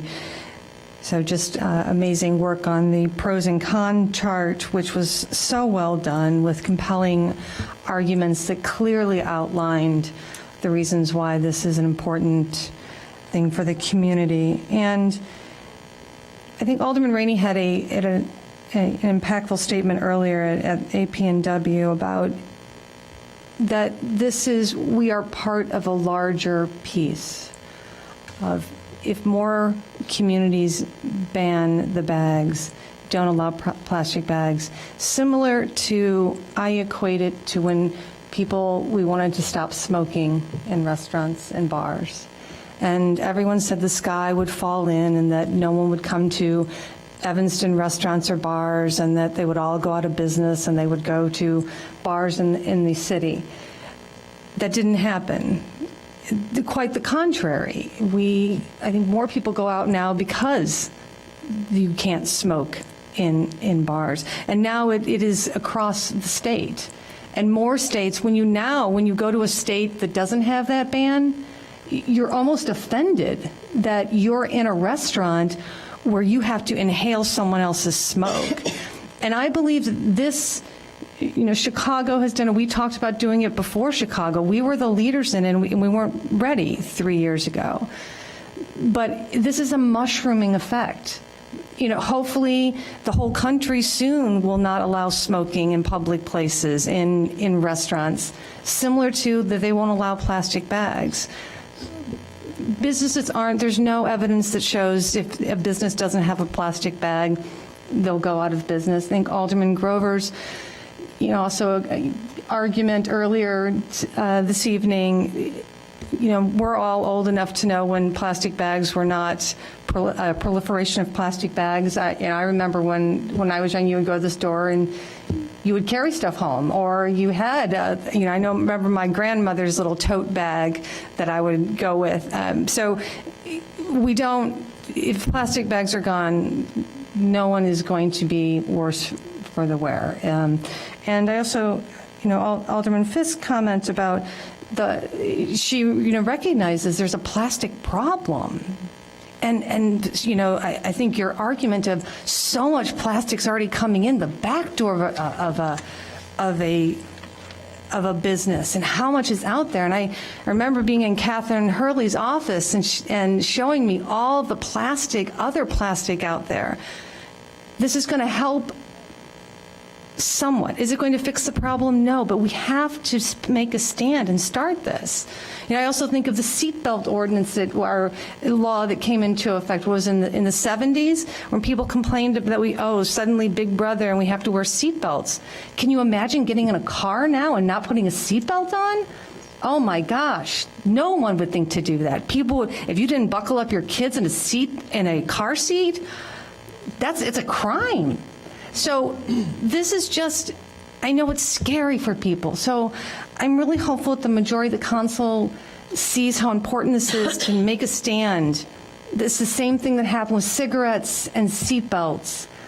So I'm hopeful this will go forward. And again, Catherine, thank you so much. And Wally, thank you for your leadership in this. You've been really amazing. Thank you. Alderman Braithwaite. Thank you, Madam Mayor, and thank you, Alderman Burris, for your leadership on this issue, and staff for your efforts to get the word out to the community. I'm definitely supportive of efforts to continue to educate the community. I think we're going to definitely have to do that. Alderman Burris, I think you've given some really compelling examples, and I'm just here to advocate for the large grocers and businesses that fall into that category. And unfortunately, there is a real cost that's actualized to the businesses. They will have to absorb the cost as a result of this change in ordinance. I've heard from one grocer who's very concerned. And my other concern, of course, is for the potential grocer that's going to go into Evanston Plaza. Unfortunately, he is out of the country, and I haven't had an opportunity to have a conversation. So although I'm supportive of all the efforts to continue our city's sustainability goals, I also recognize that there is a real cost that is passed along to residents. And just on behalf of the businesses that have reached out to me, I'm going to vote no. And as we continue, and I've said this before, I just think that there needs to be greater outreach to all of the community to get the buy-in, or else it really has a negative perception. It really does. And the efforts are good. So I want to be clear, I'm behind the efforts, but we really have to stay in front of educating all of our residents. Thank you. Thank you, Alderman Tandem. Thank you. I struggled as, I think we all have struggled with this because it's not as simple as it sounds. I do wish we had the will to put into place some sort of incentive or, per cost per bag to, I suppose, make a bigger statement about plastic, paper, and everything that we might take out of a grocery store or another large store, and actually create a fund that would help us educate the public. But that said, I think that we have, I think this is good as a start. In lieu of that, I think for me, plastic bags are just, it's sort of it's ridiculous to start with. I mean, I end up on a typical run to the grocery store once a week with about 20 or 25 plastic bags after one grocery visit. Well, and each has 2 or 3 items in it. And that's, we've just become a culture that doesn't care about packing a bag, like a paper bag, appropriately with softer items on the top and heavier things on the bottom. I mean, there is a sort of art to that, and it's lost. We just throw everything in a bag and then throw it in the back of our car and get it home somehow.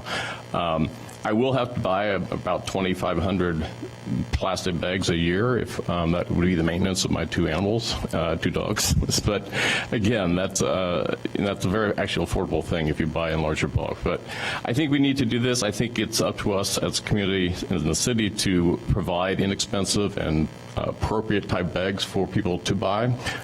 They could be sold through organizations, not-for-profits. There's a lot of things that could be done with them if they were bought in bulk and got to were distributed through people shopping. And so I think this is a good move, and I will support it. Thank you. Alderman Grover? Well, Alderman Tendem, there will still be a lot of plastic film bags available to you other than the ones that Jewel would give to you for free. We will have, if we enact this ordinance, a year's lead before it's implemented, and as it affects the larger retailers who will no longer be responsible for providing, inventorying, shipping, storing plastic bags to distribute for free.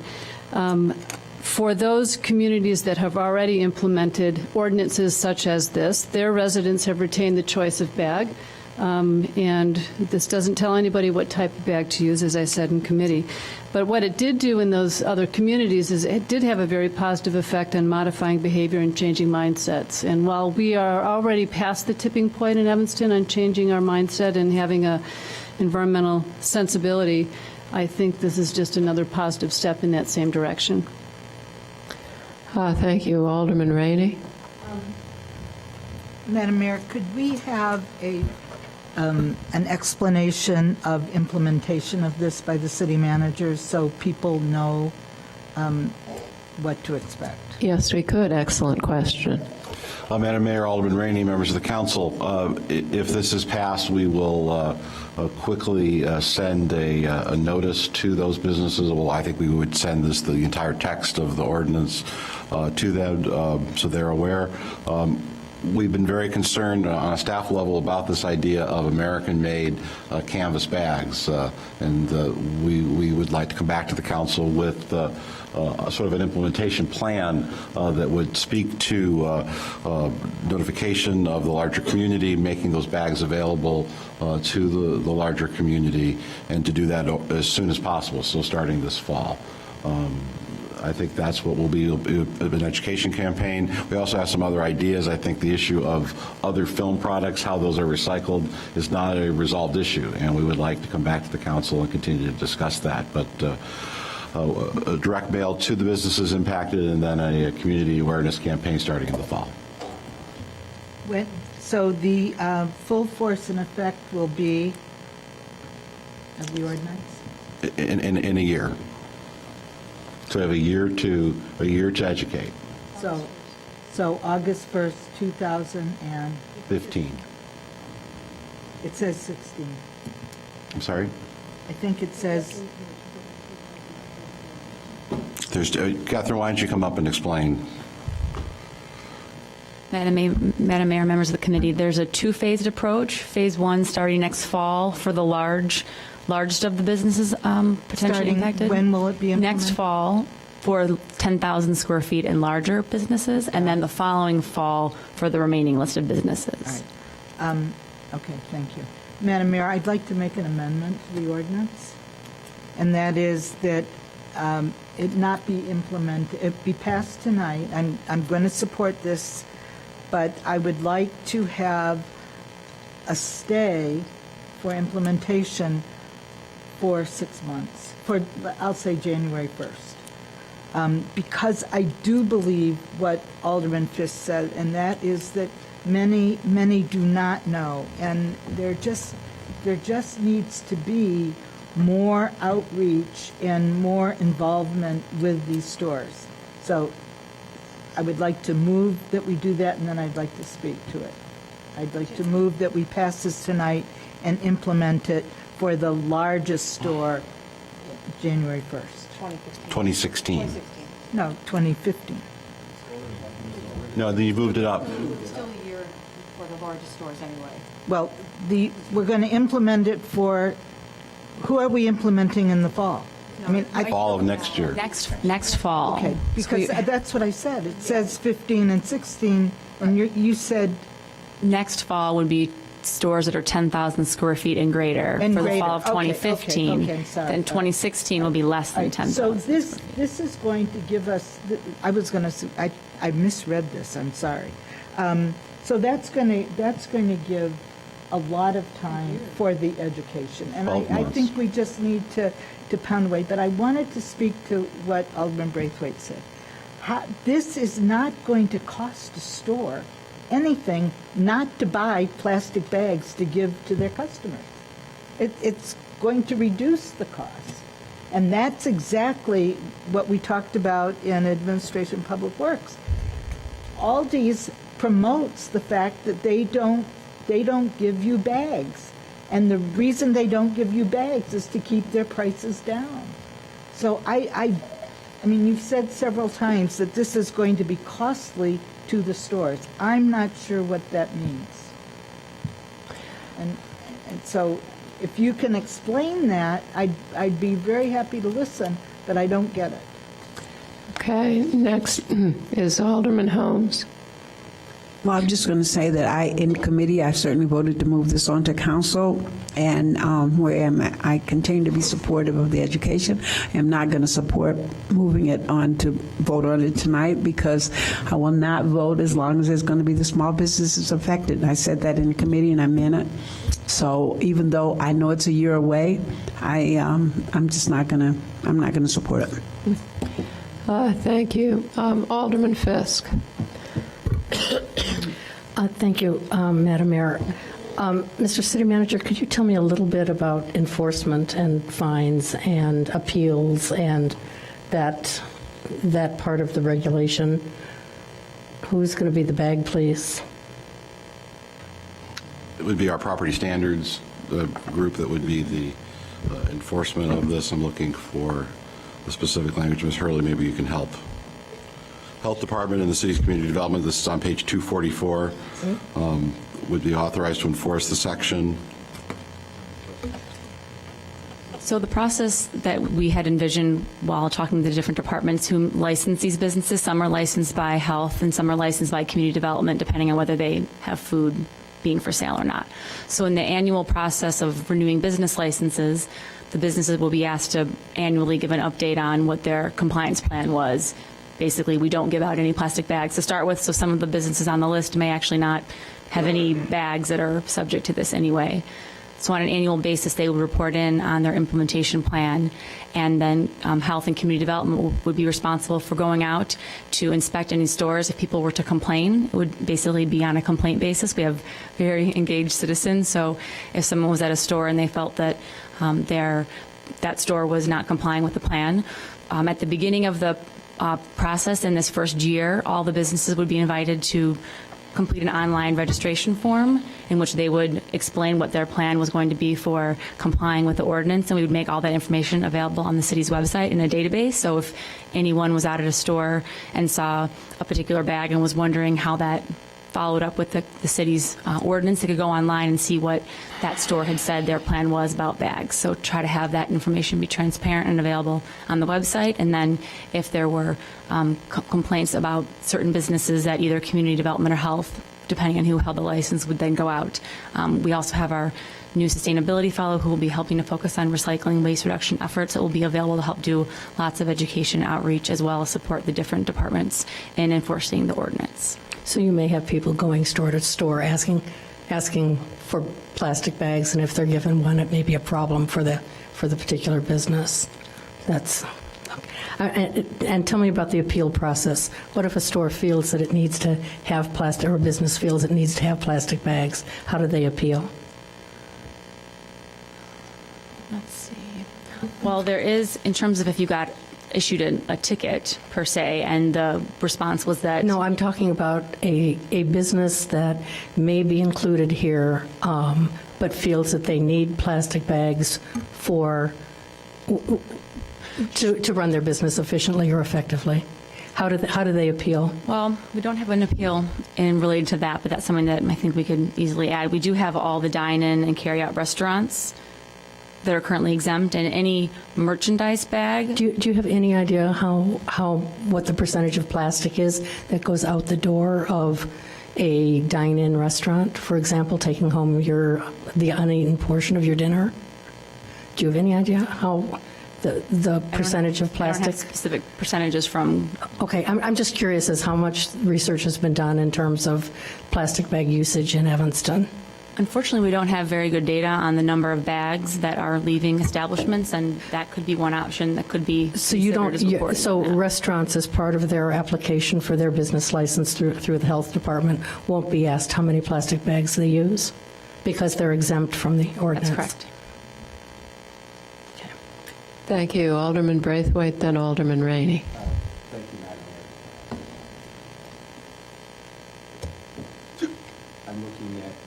I'm looking at the penalties under Section 8-25-8, and it reads, any person who violates any provision of this chapter shall be subject to a fine of $150 per offense.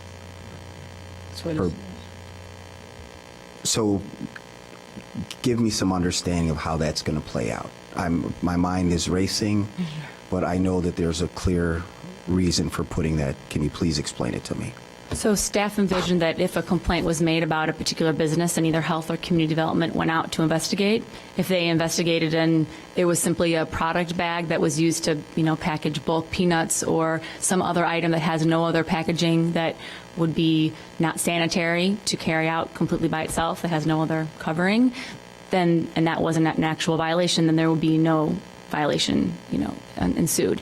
If there was an investigation that maybe the store had forgotten or a new manager came on board and they were determined that they were handing out plastic bags, and that would be considered offense, and then their clock would set over. So the comments about education outreach, part of the beginning of the process would obviously be to do the outreach. But staff in the conversations of how this will be implemented believes that 80 to 90% of businesses would get the initial information, they would self-report and would comply for all the reasons that have already been mentioned. So we don't anticipate a lot of violations occurring, especially into the first phase with the larger stores. And Alderman Braithwaite, maybe if I can amplify on that. Our health department investigates violations of the Evanston City Code every day.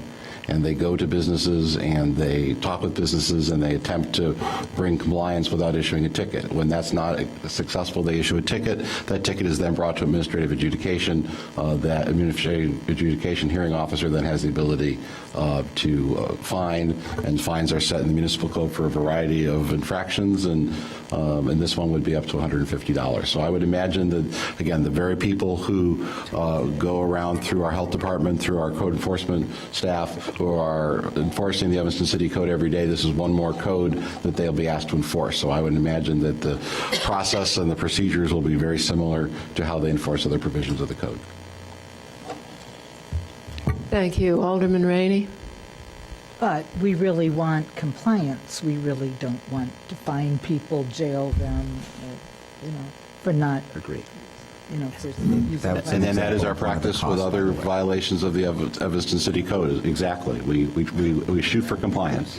I can see the manager of the Jewel being hauled off.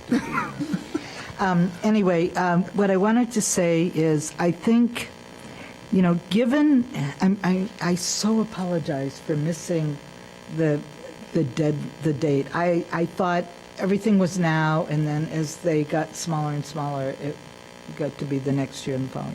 Anyway, I think that if we could amend this ordinance to eliminate B on page 241, to be revisited in a year,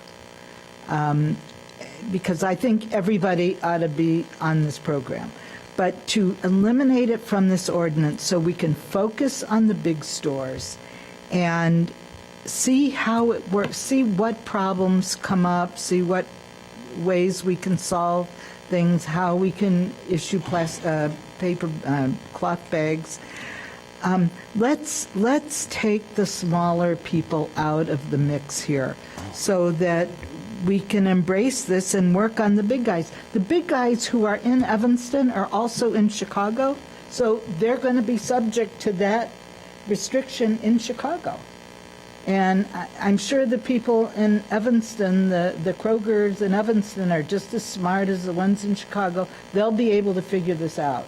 And they will, in the long run, save money. And as a matter of fact, when they sell those bags at the checkout, either the cloth bags or the bags like Aldi sells, they will be making money as opposed to spending money. So I don't think that that's a good argument, that this is going to cost the big stores. So I'm going to move, having talked too much, I'm going to move that we delete B on page 241 regarding the 10,000 feet or less, and visit this in a year after the large stores are online.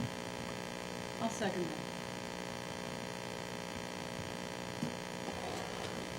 All right, it's been moved and seconded to pass the ordinance deleting B of stores with 10,000 feet or less. For the time being, to be revisited. To be revisited. So that we, like Alderman Grover just said, so that we can test our plan. All right. Which I think is going to go swimmingly. Alderman Grover, do you want to speak to that? Is there a way to make the provision applicable to 10,000 square feet or less as items for future business on the committee agenda of Administration Public Works? How about putting it on a year from now? And, yeah, is there a way to do that so that it's already on an agenda, it's already there, and we will, in July 2015, revisit and then... It sounds as if Alderman Rainey will accept that as a friendly amendment. Well, we'll just do it administratively. We'll just do it. City manager. All right.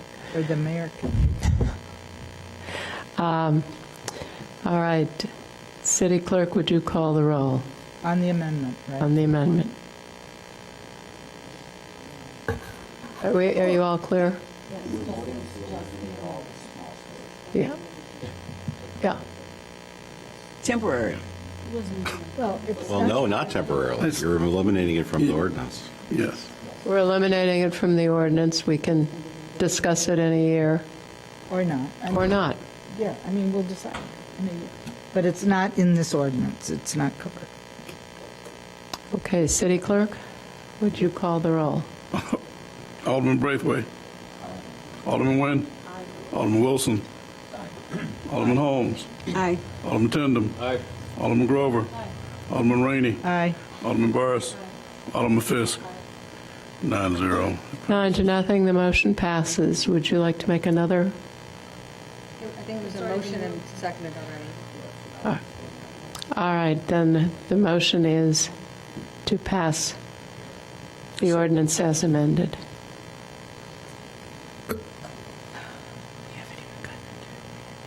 Alderman Braithwaite.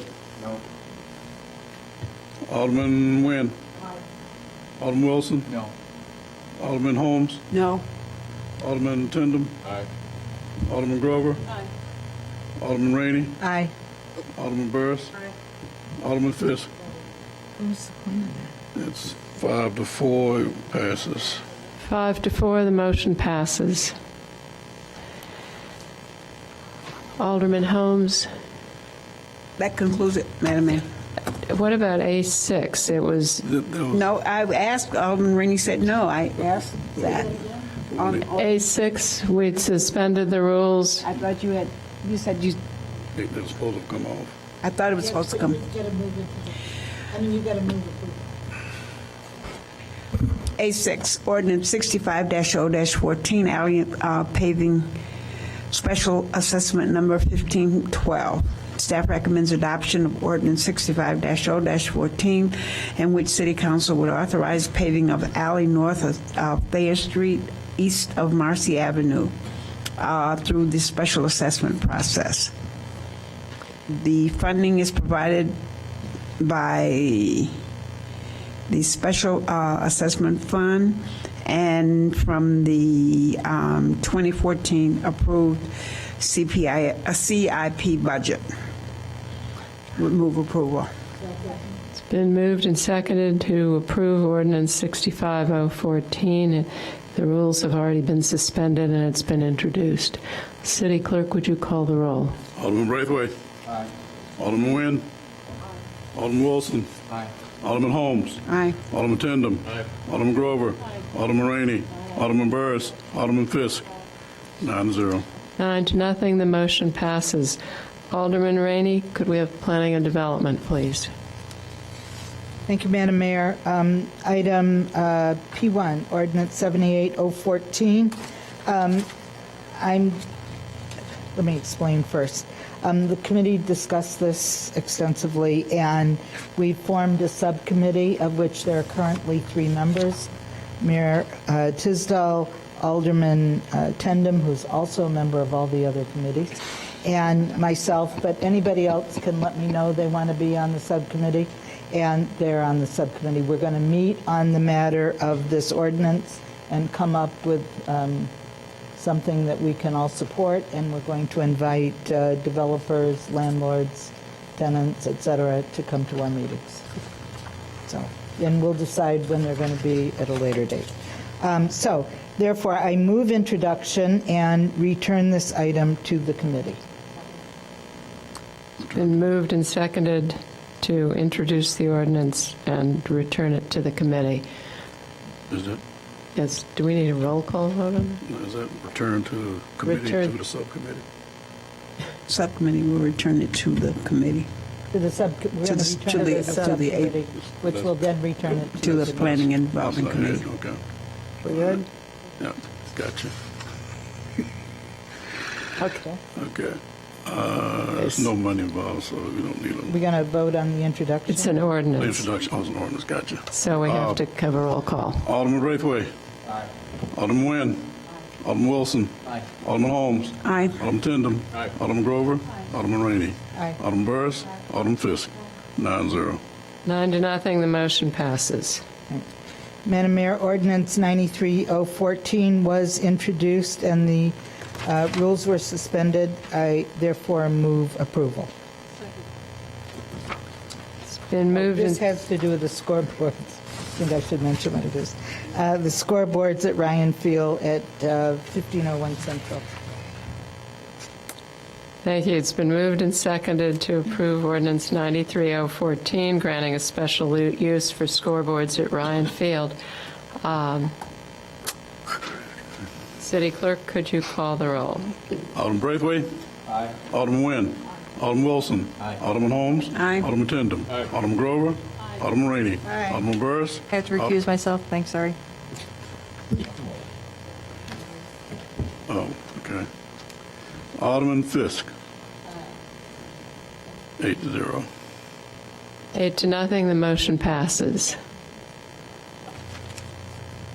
Madam Mayor, I move approval of Ordinance 32014, granting a plan development approval for a mixed-use building at 835 Chicago Avenue.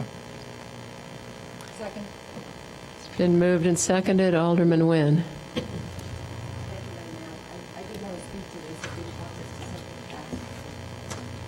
Now, talk to the mic, please.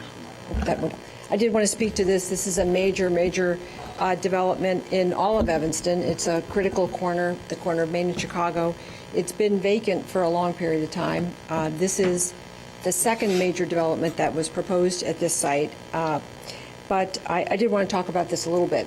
4 years ago, John O'Donnell purchased this lot and then started to work with the city economic development staff. And we had an idea that we should have an office building there.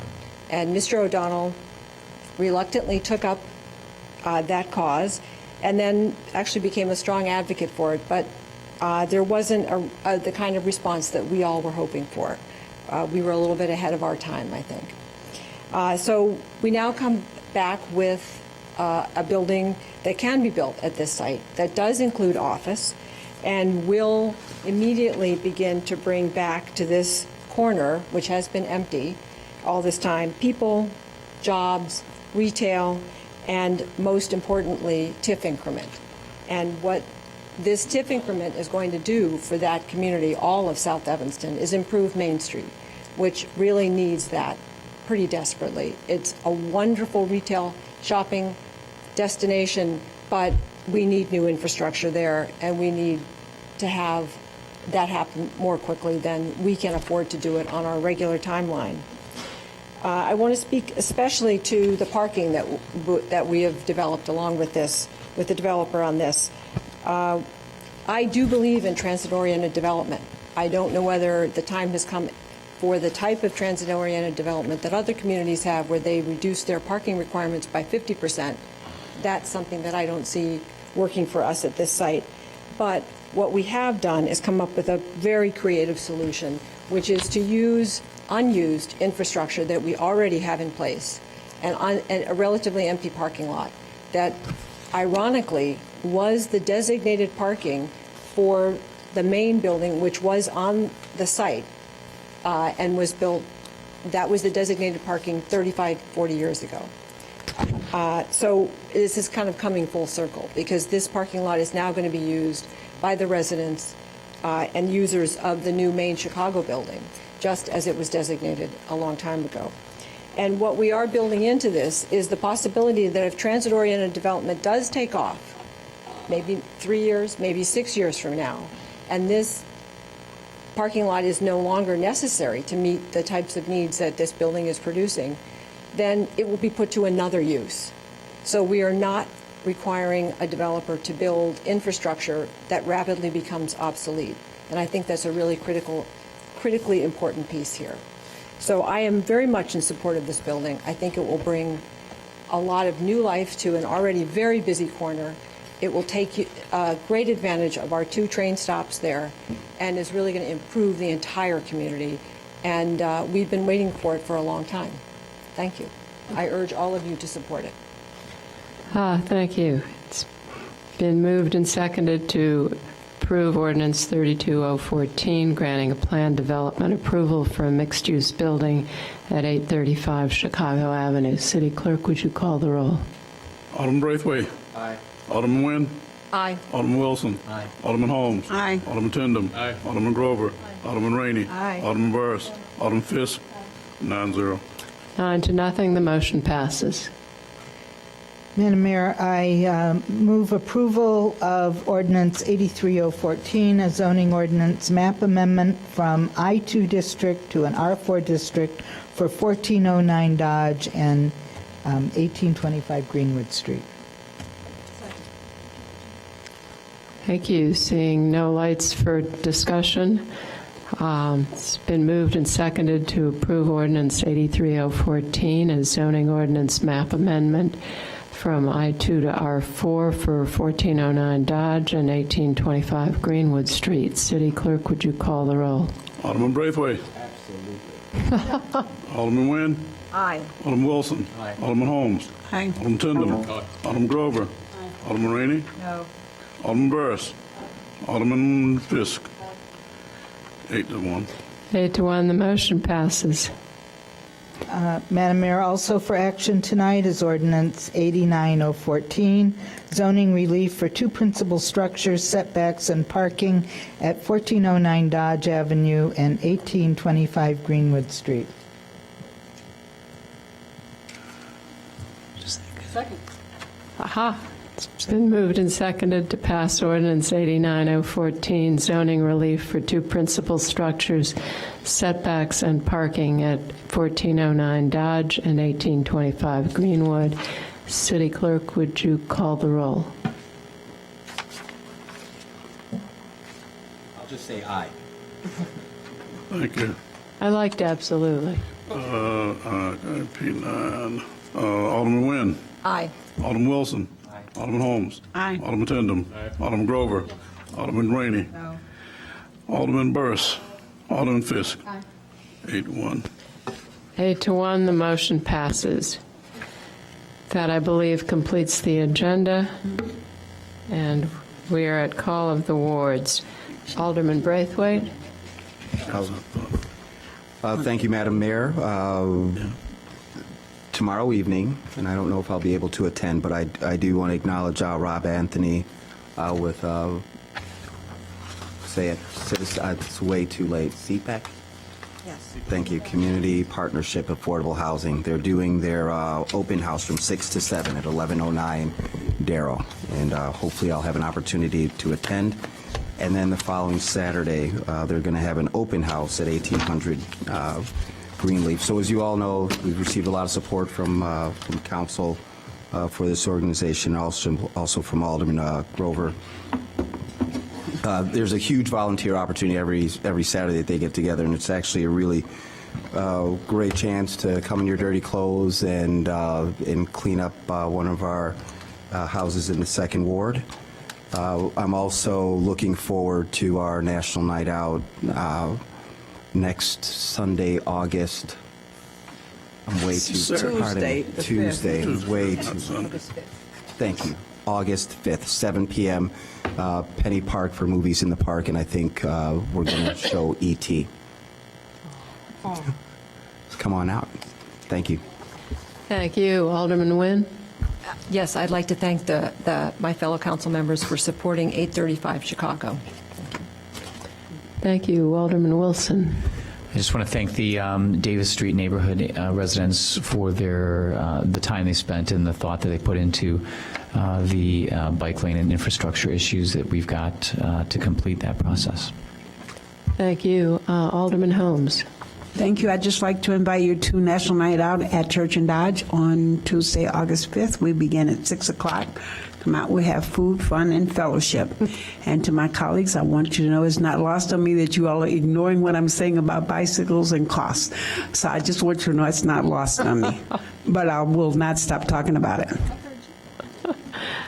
Thank you. Alderman Tandem. No report tonight. Thank you. Alderman Grover. Thank you, Madam Mayor. I just want to thank you for your message earlier today with the responding to concerns about gun violence in the community. I thought it was very effective and put a lot of good points that I don't think the larger community is aware of all the efforts, citywide communities involving the schools in addressing gun violence. So thank you very much. Hopefully they'll read it and be better informed. Thank you. Alderman Rainey. Thank you, Madam Mayor. I want to thank the council and staff and city manager and mayor and everybody for their support for the purchase of 717 Howard Street. It's not the last piece in the puzzle, but the most important piece in the puzzle so that we can move on and begin to really, really establish an entertainment and dining district on Howard Street. Also want to mention Julie Chernoff's Make It Better magazine with all the bests of the North Shore. And who would have thunk it that 2-3 years ago, 2 of the best would be on Howard Street? Just an amazing thing. And well, but several in the city, including Union and the one on Central, et cetera, et cetera. So anyway, it was very, very interesting. And she's doing such a good job at that magazine, regardless of the best. She's biased. Okay. Oh, well. I want to report a board meeting on August 6th at the Outpost. And one of the main topics of conversation, in addition to the uncivilized behavior in our community, is the bike plan. We have lots of people who are interested in making comments on the bike plan, making recommendations. Also, meeting after meeting, not for a while, but over time, Mrs. Giles has mentioned the issue with accessibility at Fleetwood Jourdain.